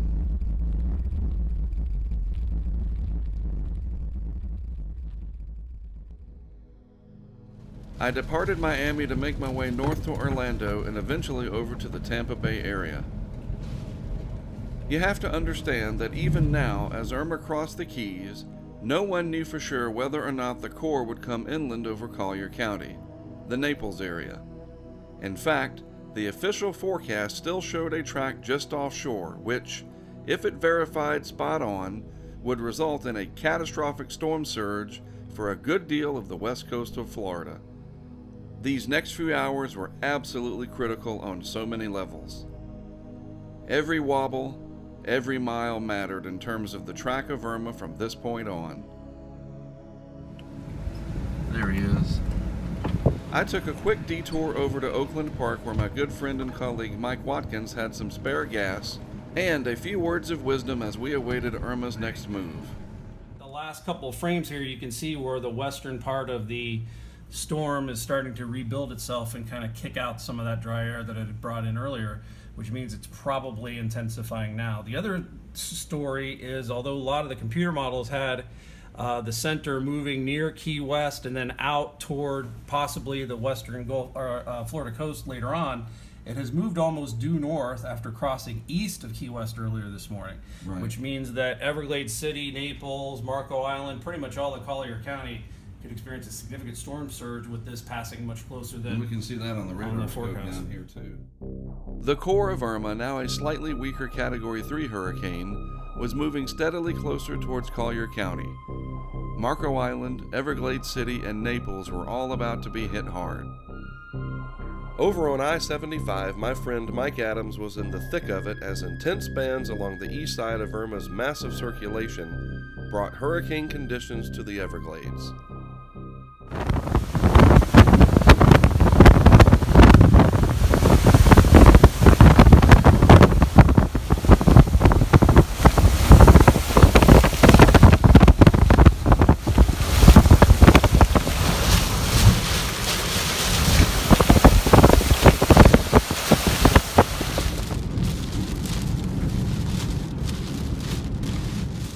As we watched and waited, I pulled off the highway and did a phone interview with the Weather Channel. Right now, we want to bring in storm tracker Mark Sudduth. He is in Marco Island. And Mark, we're seeing right now the eye wall coming into that region. Are you with us? Can you tell us what you're seeing? Yes, well, lucky for me, I am not in Marco Island, but technology that I created is on my behalf. I'm actually on the turnpike headed towards Orlando, safe and sound. I kept on moving via the turnpike and made my way to Orlando for additional fuel. At this point, I pretty much knew that Irma was not going to remain offshore, and thus the risk of significant storm surge for Tampa was decreasing. For now, all of us watching online or watching on the Weather Channel were mesmerized as the fierce core of Irma moved over Marco Island. It was stunning to see such violent wind blasting the surface with powerful gusts. The camera box held strong and didn't flinch. Radar told the story. Irma's core was passing over Marco Island. My camera was due north of the eye. We watched in amazement. I held my breath, hoping that the network stayed up. All I needed was 15 to 20 minutes longer and the cam would be in the eye. This was it. Those reds and pinks moved over the cam location with incredible intensity.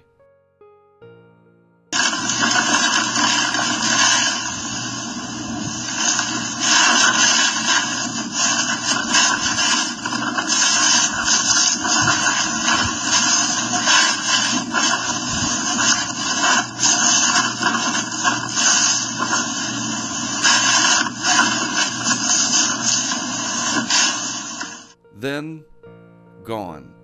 The camera went offline. Such utter defeat. I was helpless. Unless the camera is streaming live, there is no video, and there was nothing I could do about it. I knew I had to come up with a backup recording system, something to tell the story when we do in fact lose the LTE signal that makes this all possible. My only hope of 100% success fell on the live camera in Naples. But it was out of my hands. Either the network held, or it didn't.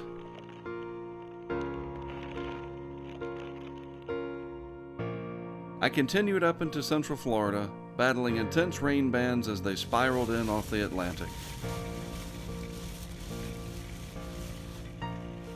On Marco Island, calm as the eye passed over. I was still stunned that the feed was lost, but it wasn't my fault. My hopes now rested entirely upon the Naples cam, about to be blasted by the eye wall of Irma.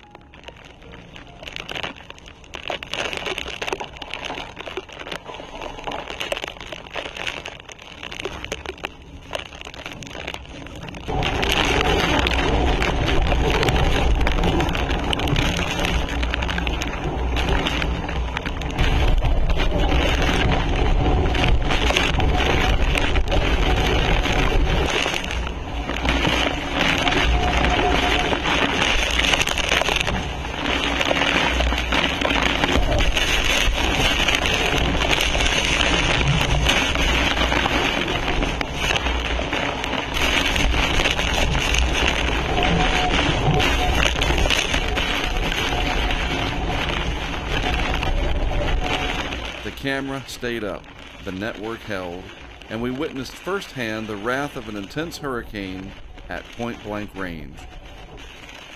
All from the safety of somewhere else.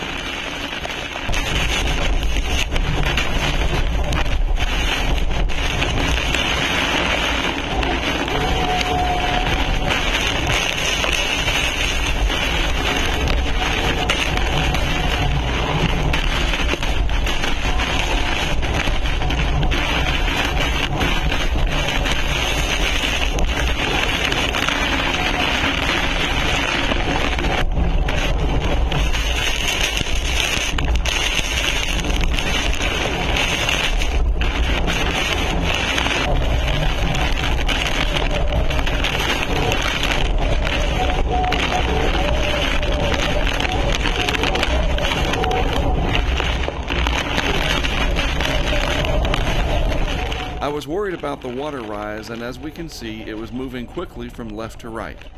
Was this the storm surge that we had all feared? Not likely, since winds were still offshore. This was phenomenally intense rain, literally flooding the streets of Naples, being pushed around by hurricane-force wind all the way down to street level.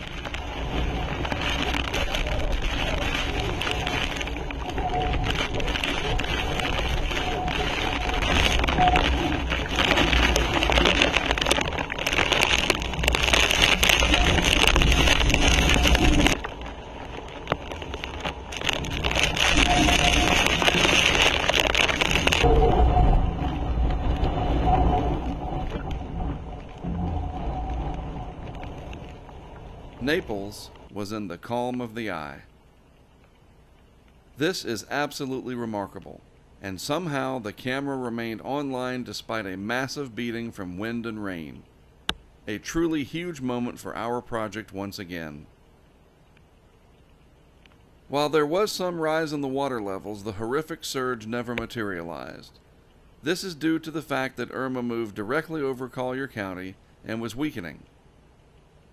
10 miles further west with the center, and it probably would have been one for the record books for Naples and surrounding areas in southwest Florida. The eye passed and the backside of Irma pushed through.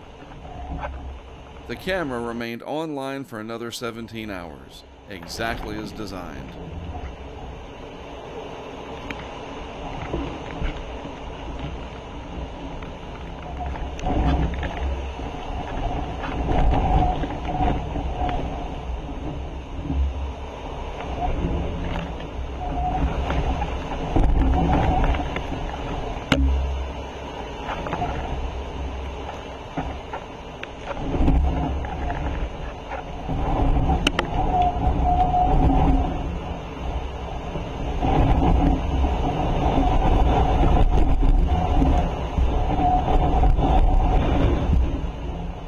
With the center of Irma moving inland and northward up the peninsula, Carrie, Todd, and I waited for its arrival along I-4 near Lakeland.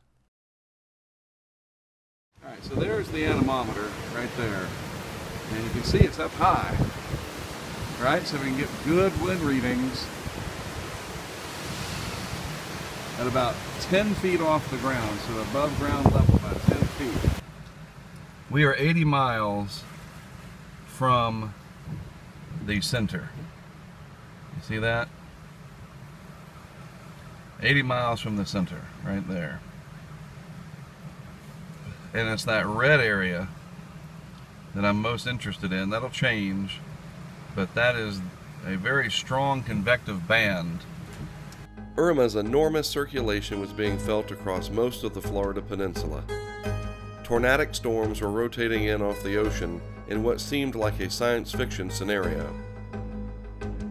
One of our Facebook followers was in the town of Marineland along the east coast of Florida and sent this video.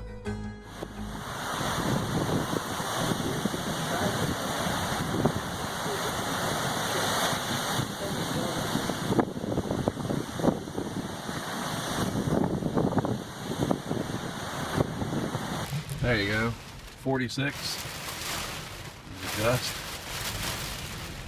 27, 34. That's coming from that anemometer that I showed you earlier. North Carolina, right there, and that's Jose. A little reminder that it was still very much hurricane season and we have a long way to go. Yeah. We positioned our vehicles out in the open along Interstate 4 on the side of the road to collect wind and pressure data as the weakening center of Hurricane Irma approached our location in Lakeland.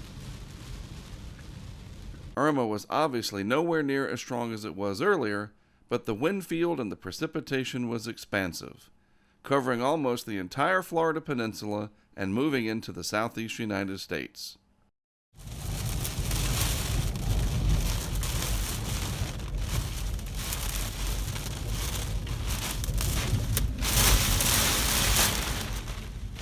Even though the center of the dying core passed over us, we did not measure nor did we witness what we thought were hurricane force winds. Of course, We were only one small dot on the map, so to speak, but at least where we were, conditions were not too bad.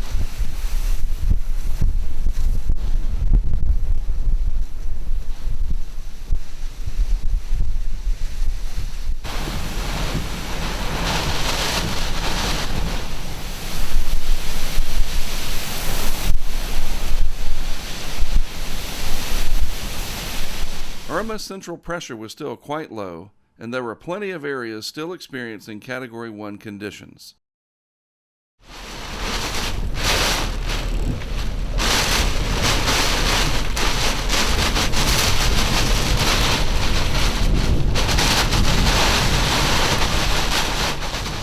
After what was left of the eye reached us in Lakeland, we had had enough. Much needed sleep was calling in Orlando, and that was our destination for the night. Irma made sure to remind us that it was still there.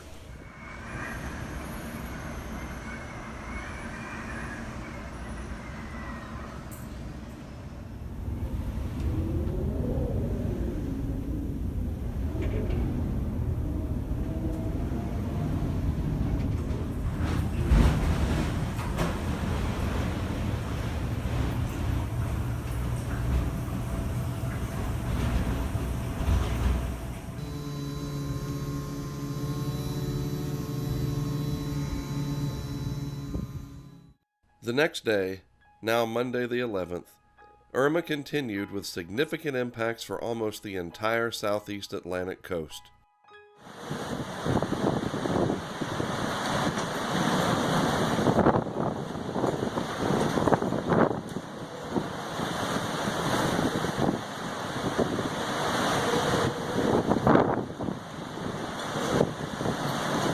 The circulation pushed water onshore and flooded areas such as Jacksonville and Charleston. In some cases, record or near-record storm surge flooding was recorded. Back in Naples, it was a beautiful day. Amazingly, our cam was still running. I do not know who this is, but it meant a lot to me to get a thumbs up from a complete stranger.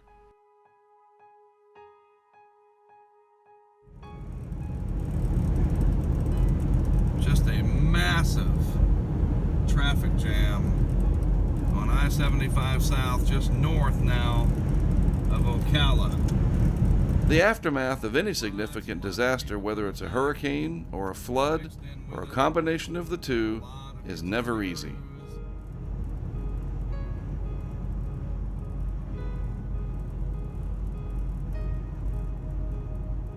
I finally made it to Interstate 20 in eastern Georgia, and even here, Irma left its mark. I tell you, it's always something. So this is rolled up. I guess I gotta turn around. There's 2 police cars there. This road is closed, and I don't know why. Can't win for losing in a hurricane.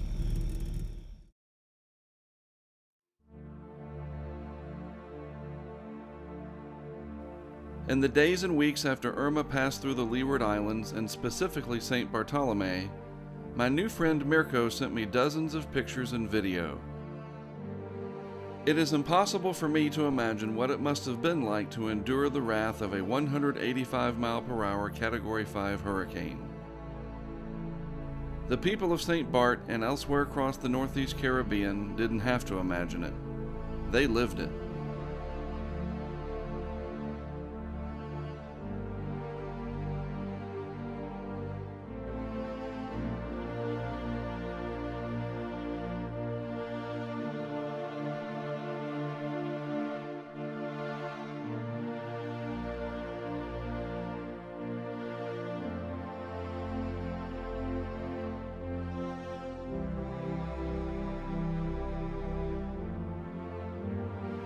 Through the reach of social media, I have come to know Mirko even though we have never met in person.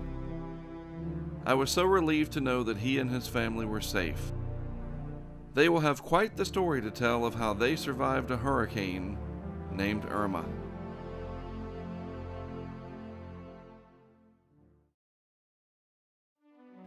The data collected from our weather station near Marathon was solid. Despite losing connectivity to and from the unit, it recorded wind and pressure data flawlessly. The core of Irma's strongest winds were about 15 miles to the west of the anemometer. Close, but not close enough. The strongest wind that we measured was 86 miles per hour in a gust. Sustained winds barely topped 64 miles per hour, and the air pressure fell to 963 millibars.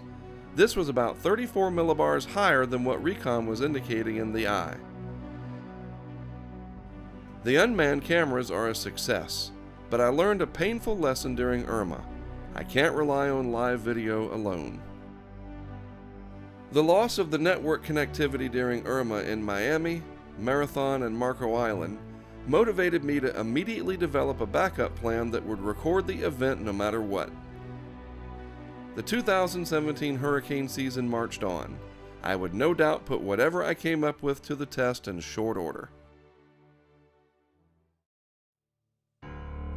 At this point, it was obvious that the 2017 Atlantic hurricane season was going to overachieve.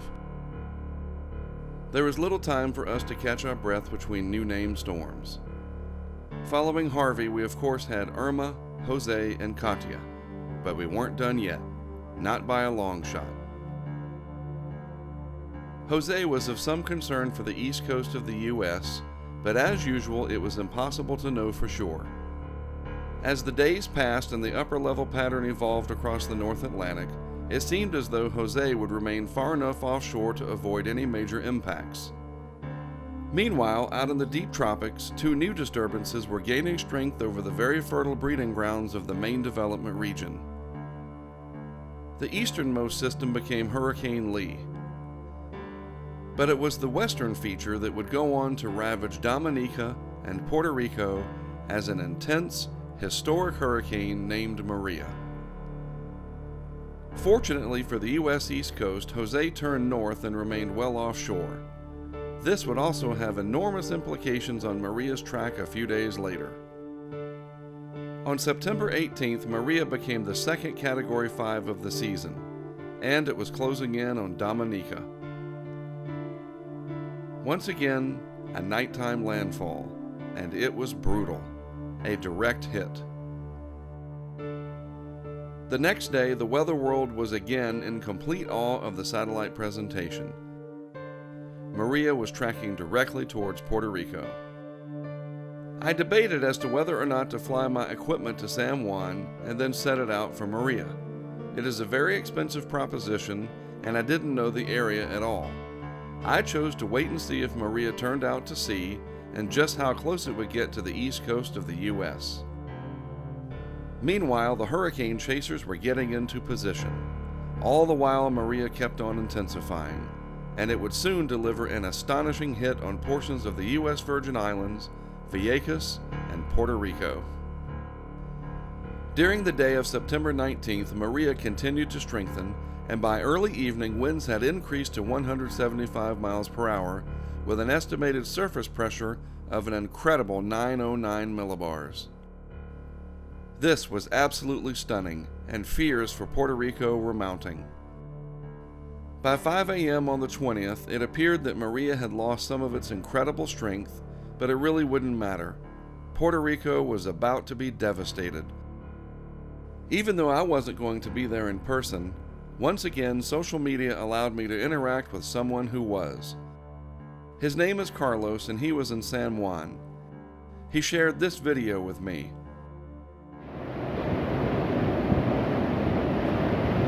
Es así.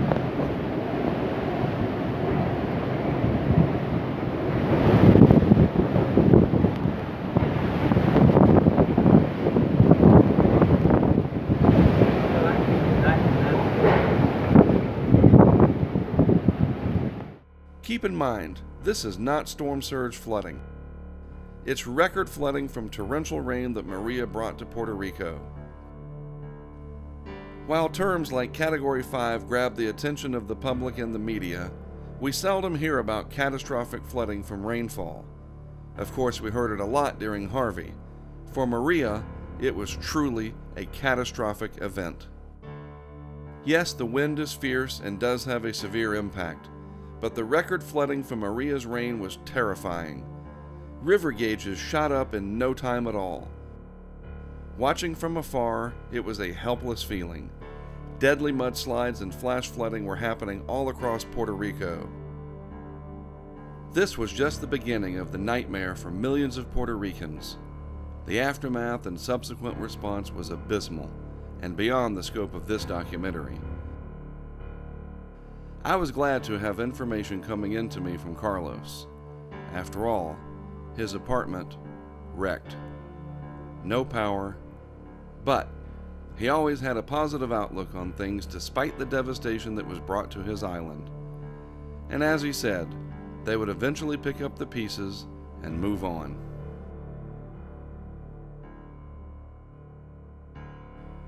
Maria turned north well east of North Carolina thanks in large part to Jose not allowing the western Atlantic ridge to build back in. This kept the now much weaker hurricane away from the east coast, but there were some minor impacts along the outer banks.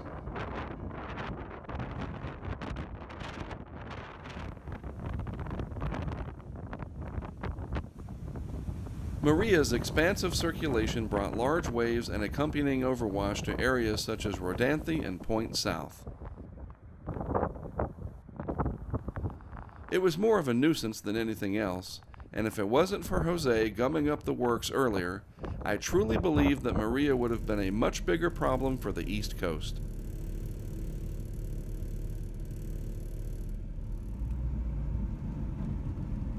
The legacy of Maria lives on in Puerto Rico, where far too many people remain without basic needs being met. It was a devastating event, no doubt, and the response issues are not entirely the fault of any one agency. But Maria exposed gaping holes in our ability to deal with truly widespread devastation. As they say, we've got to do better.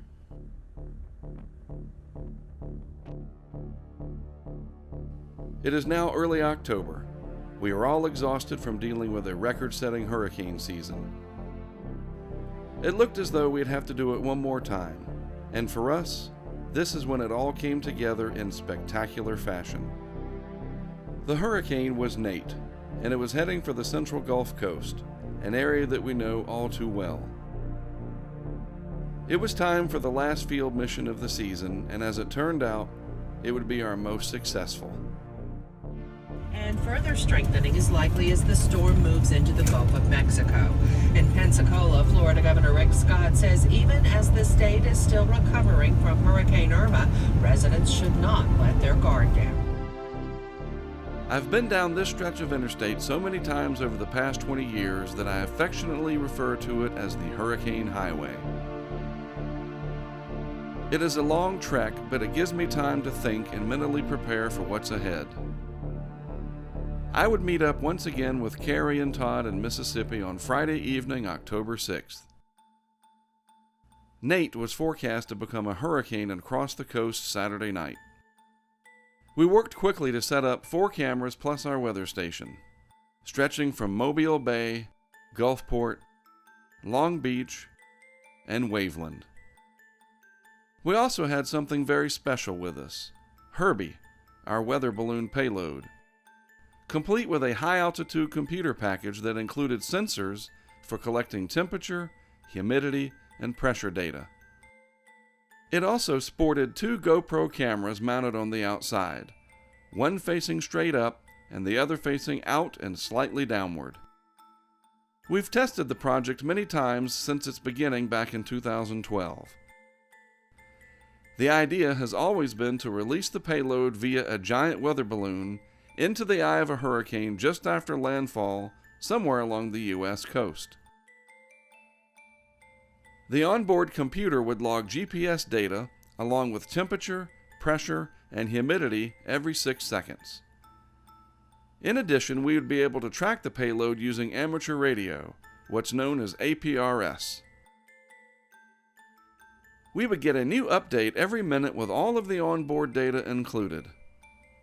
And of course, we had a satellite-based tracker as backup. Through all of the testing we had done in Texas, Oklahoma, and Kansas, we knew we were ready. We felt as though Nate would give us that moment. We just hoped it would happen during daylight. But even if it made landfall after dark, we felt like it was important to try anyway. We would collect data from the ground to high above the hurricane, going up through the eye. Now, this has been done before by National Weather Service offices both in the United States and even Bermuda, but it's extremely rare and difficult to do. What no one has ever done, though, was to attach cameras to the payload. If this worked, it would literally be the first time that anyone has ever even attempted such a feat, much less succeeded at it. The mission was also special in another way.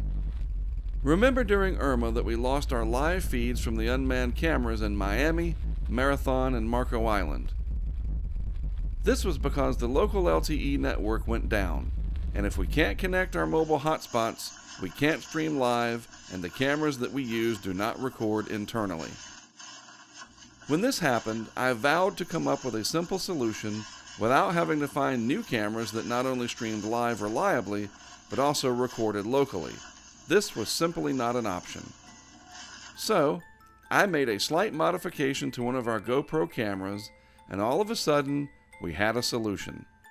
Normally, the GoPro will run for about 5 hours with its available battery system. That's not quite long enough for us. I figured out a way to make it run for 3 or 4 days, using one of our advanced battery packs that we were already using for our live camera setup. Nate would be the opportunity to field test this new archiving method. The GoPro was programmed to take a high-resolution picture every 5 seconds. This would provide us with spectacular time-lapse of the storm surge in Gulfport. As you can see, this field mission was incredible. We had more technology set up and running smooth than ever before. In the meantime, Nate became a hurricane and looked as though it might rapidly intensify. To further complicate things, Nate was moving very quickly. Time was running out, but we were ready.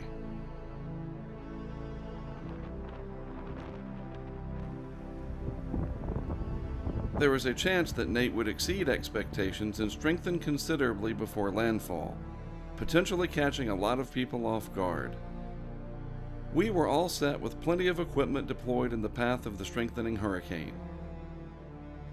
So far, the rain bands were still well offshore, but the fast-forward speed of Nate meant that conditions would worsen quickly as the day wore on. We decided to relocate the weather station that was set up in Gulfport at the small craft harbor to the bridge that spans Biloxi Bay, giving us a better chance of capturing the eye of Nate as it passed over. As for our cameras in Mobile and Waveland, they worked as designed for over 30 hours, but honestly, the impacts were minimal and there was nothing really dramatic to show.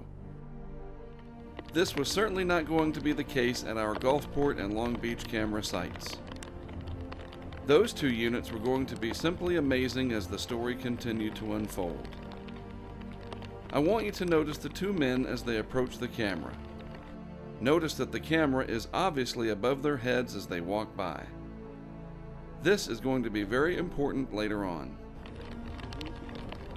As conditions deteriorated, Gulfport police began clearing people from the area. It is still hard to fathom that this very spot, 12 years ago, is where we deployed the very first unmanned cam during Katrina. It, and everything that it was attached to, was completely destroyed. Evening was approaching. Everything was working exactly as designed. Nate was moving rapidly towards the coast. Landfall would be well after dark, though conditions were getting worse by the hour as the solid rain bands closed in on the central Gulf Coast.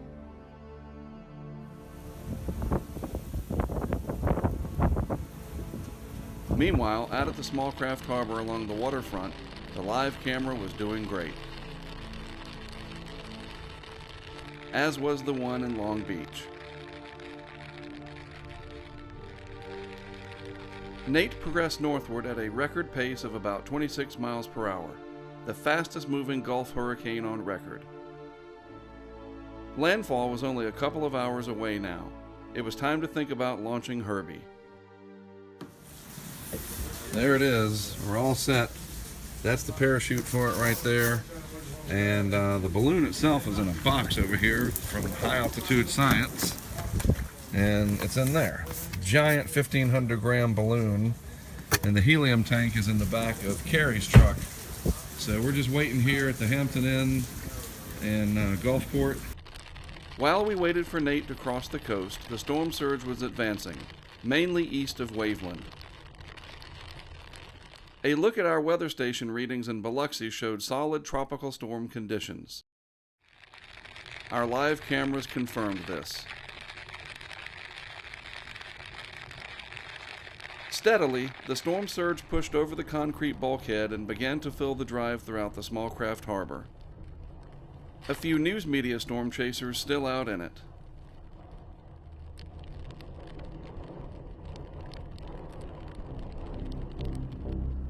The broad center of Nate was almost to the coast, the eye wall lashing the area with near hurricane force winds. In Long Beach, the surge was coming up quickly now, engulfing the parking lot of Long Beach Harbor with seawater.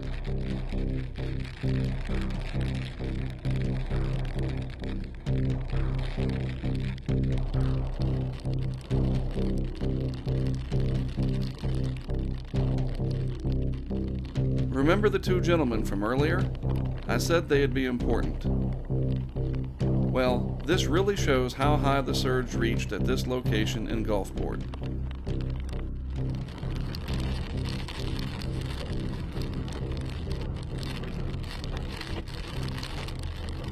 The center of Hurricane Nate was making landfall in Mississippi. The first hurricane to do so in over 12 years, believe it or not. Mighty Katrina was the last.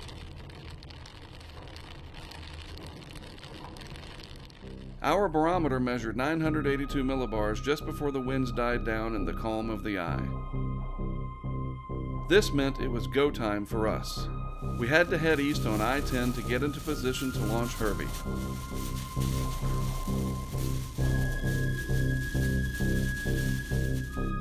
With the guidance of Mitchell Cicados, a meteorology student from the University of South Alabama, we stopped along the shoulder of Interstate 10 where it meets Interstate 110, very close to d'Iberville.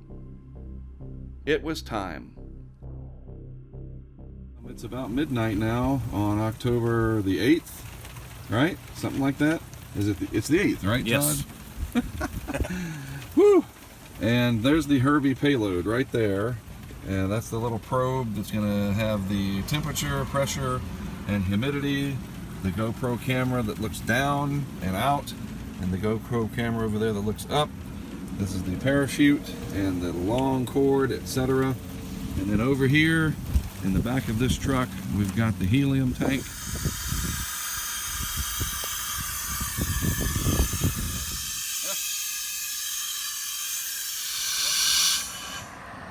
Somebody walk back a ways and see if you see a bubble on the top or if it appears to be flat.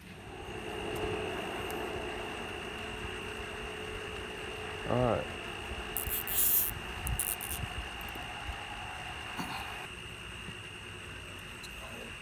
Wow, it's so calm. Yeah. Uh-huh. Oh yeah, that's got some serious pull to it. All right, so Mark Sudduth here, 12:30 Eastern Time, October the 8th. We are launching a weather balloon, Herbie, into the eye of Hurricane Nate. Todd helping, Mitch coming over from Alabama to help out. It is dead calm, and we're making history here.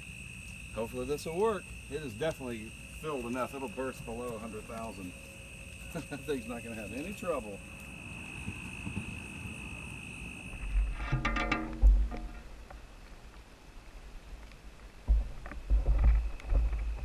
Y'all ready? Here we go. Both GoPros are GoProing. Hopefully APRS is working. Spot should be.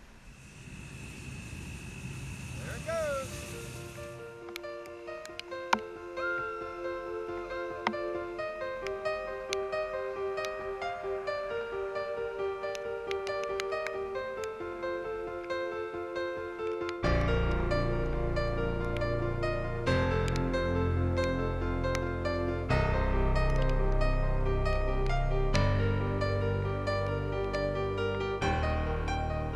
We did it. And because we did it, you are looking at the only video ever taken from the eye of a hurricane via weather balloon. It matters not that it was in the middle of the night. What does matter is the fact that 5 years of testing, support from our followers, and a little bit of luck resulted in success. At least so far.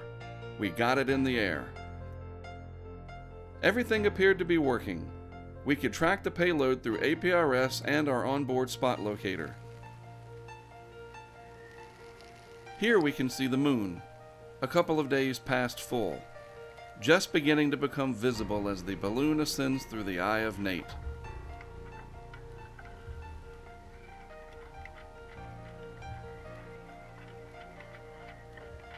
Now, we waited. The balloon would reach burst altitude and then fall back to Earth and into the dying hurricane.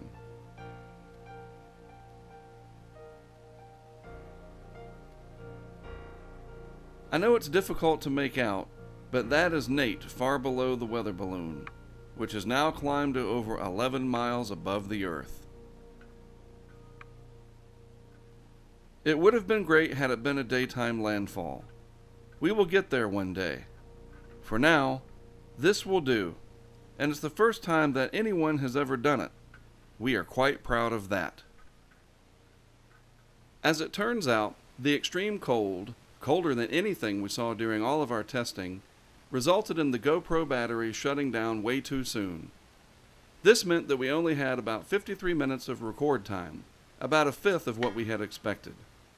The balloon also burst well below 100,000 feet, which was expected since we overfilled it with helium on purpose.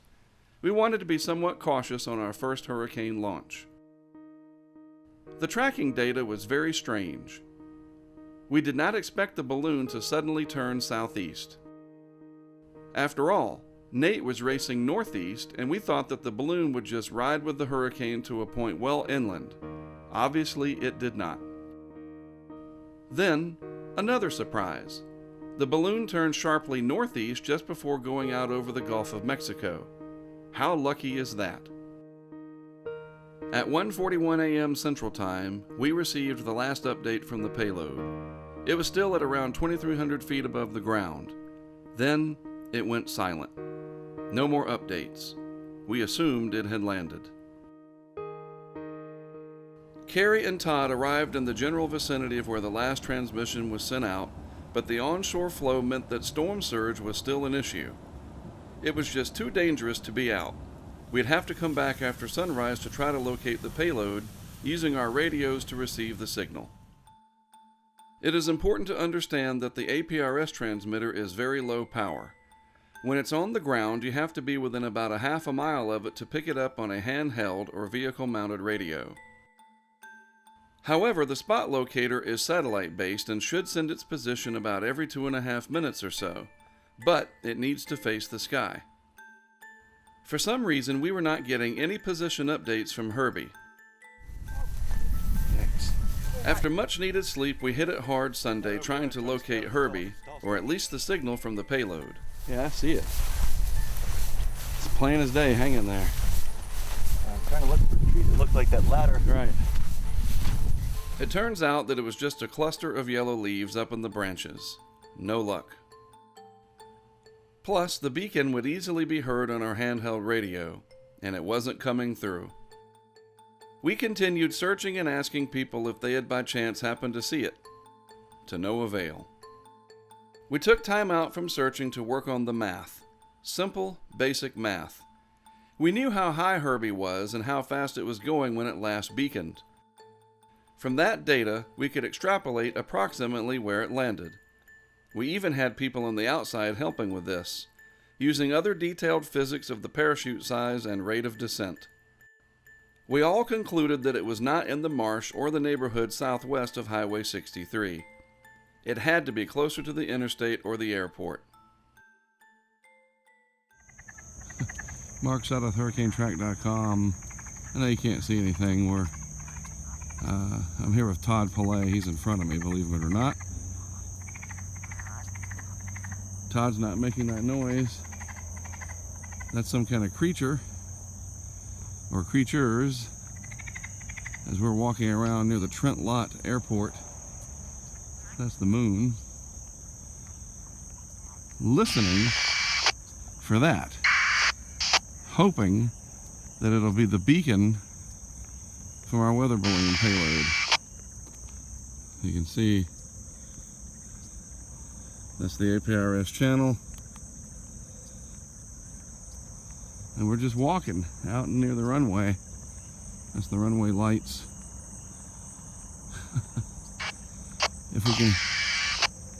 If we can hear the beacon, it'll tell us where the payload is. One of our colleagues sent more specific details on where to go next to listen for the signal. Remember, we weren't necessarily looking for the payload itself. That would be like finding a needle in a haystack. Instead, we were hoping to hear the beacon from the transmitter, and that would tell us exactly where it is. The next morning, Carrie and Todd set out early to check out the area along the service road during daylight hours. You won't believe what happened. They found it. Only a few hundred feet from where our colleague suggested it may have landed. Remarkable. I left our hotel and made my way over to the site. Alright, here we are. It is Monday, October 9th, Columbus Day, and our team, Carrie and Todd, have located the Herbie payload, and I'm driving back here to meet them. This is the first time that I will have seen it. It's ironic because Todd and I walked back here last night with our handheld radio looking for it. Alright, here we are in Moss Point, Mississippi. This is the payload. Look at that. It's like literally hooked on. That's crazy. It's like somebody put it here. Did you guys put it here? Nope. No. That's exactly what we found. Exactly how we found it. It turns out that a maintenance worker for the hotel spotted the payload on the ground during the early morning hours of Sunday. Not knowing exactly what it was, they hung it on the oleander bush. This made it easily visible as Carrie and Todd drove by on the service road. So what happened exactly? Why weren't we able to pick up the signal from the APRS transmitter? This was easy to figure out. One of the AA batteries had popped out of the case upon impact with the ground. Easily solvable for next time. We will use electrical tape to secure the batteries firmly into place. As for the spot locator, we're not entirely sure why it quit transmitting, and that remains a mystery to this day. Here's the thing. We had enough tracking data to know pretty much where it landed. Using some math and extrapolation, we narrowed it down enough to allow luck to take over. In the end, we found the payload. And thus the story is complete. Almost. Remember the GoPro cam system that I modified to take a high-res picture every 5 seconds? Well, it did its job, and we captured the entire landfall event of Nate, and in spectacular, high-definition time-lapse.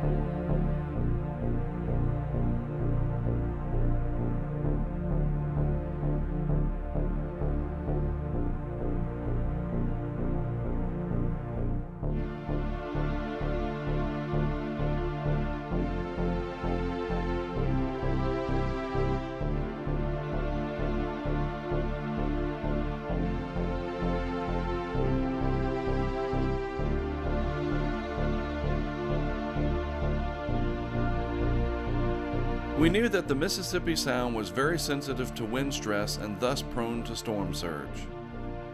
I never knew that it was this sensitive.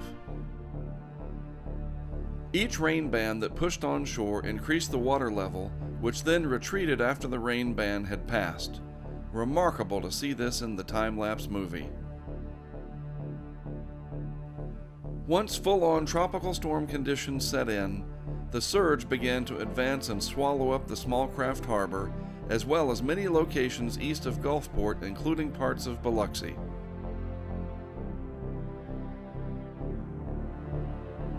The water level rose between 5 and 6 feet and eventually reached the camera, which was secured to a light pole along the drive. Waves hit the camera unit repeatedly, causing it to pivot around to face the pavilion. It kept on recording without missing a beat.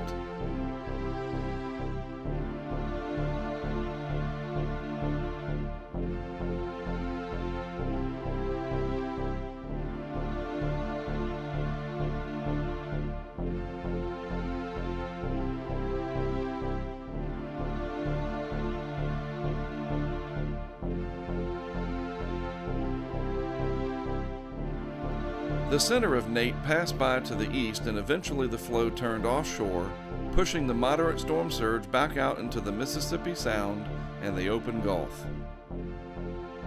The GoPro kept on taking one high-resolution photograph every 5 seconds on into the day Sunday. People had returned to the small craft harbor to see what damage Nate had brought. Fortunately, it wasn't too severe. As my team and I searched for Herbie and the signal from the payload, the camera system kept on recording even during the heat of the day. After retrieving this camera box and viewing what you are looking at now, I knew that we had something special for the future. We live in a world of instant gratification and live video feeds from a variety of sources. I have spent the better part of the past 12 years perfecting our own method of delivering immersive, live video from high-impact weather events. Irma taught me a lesson that I applied during Nate. I would never again tackle a hurricane, especially a major hurricane event, without what amounts to an arsenal of these new recording units. There will be instances when we cannot get back to pick up the boxes for days or even weeks, but imagine when we do what we will see and what we will learn. In the end, that's the purpose of what I do, to learn and then spread that knowledge to people like you.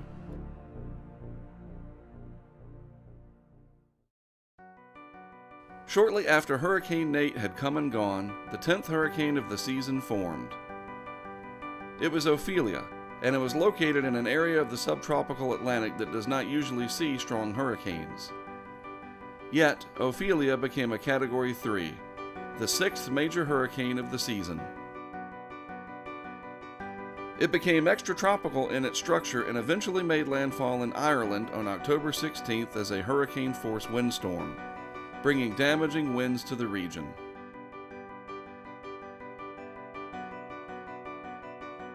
The 2017 hurricane season was record-setting on so many levels. It will be years, if not decades, before some of the impacted areas fully recover. Even then, the names Harvey, Irma, Maria, and Nate will be forever etched into the memories of those who lived it.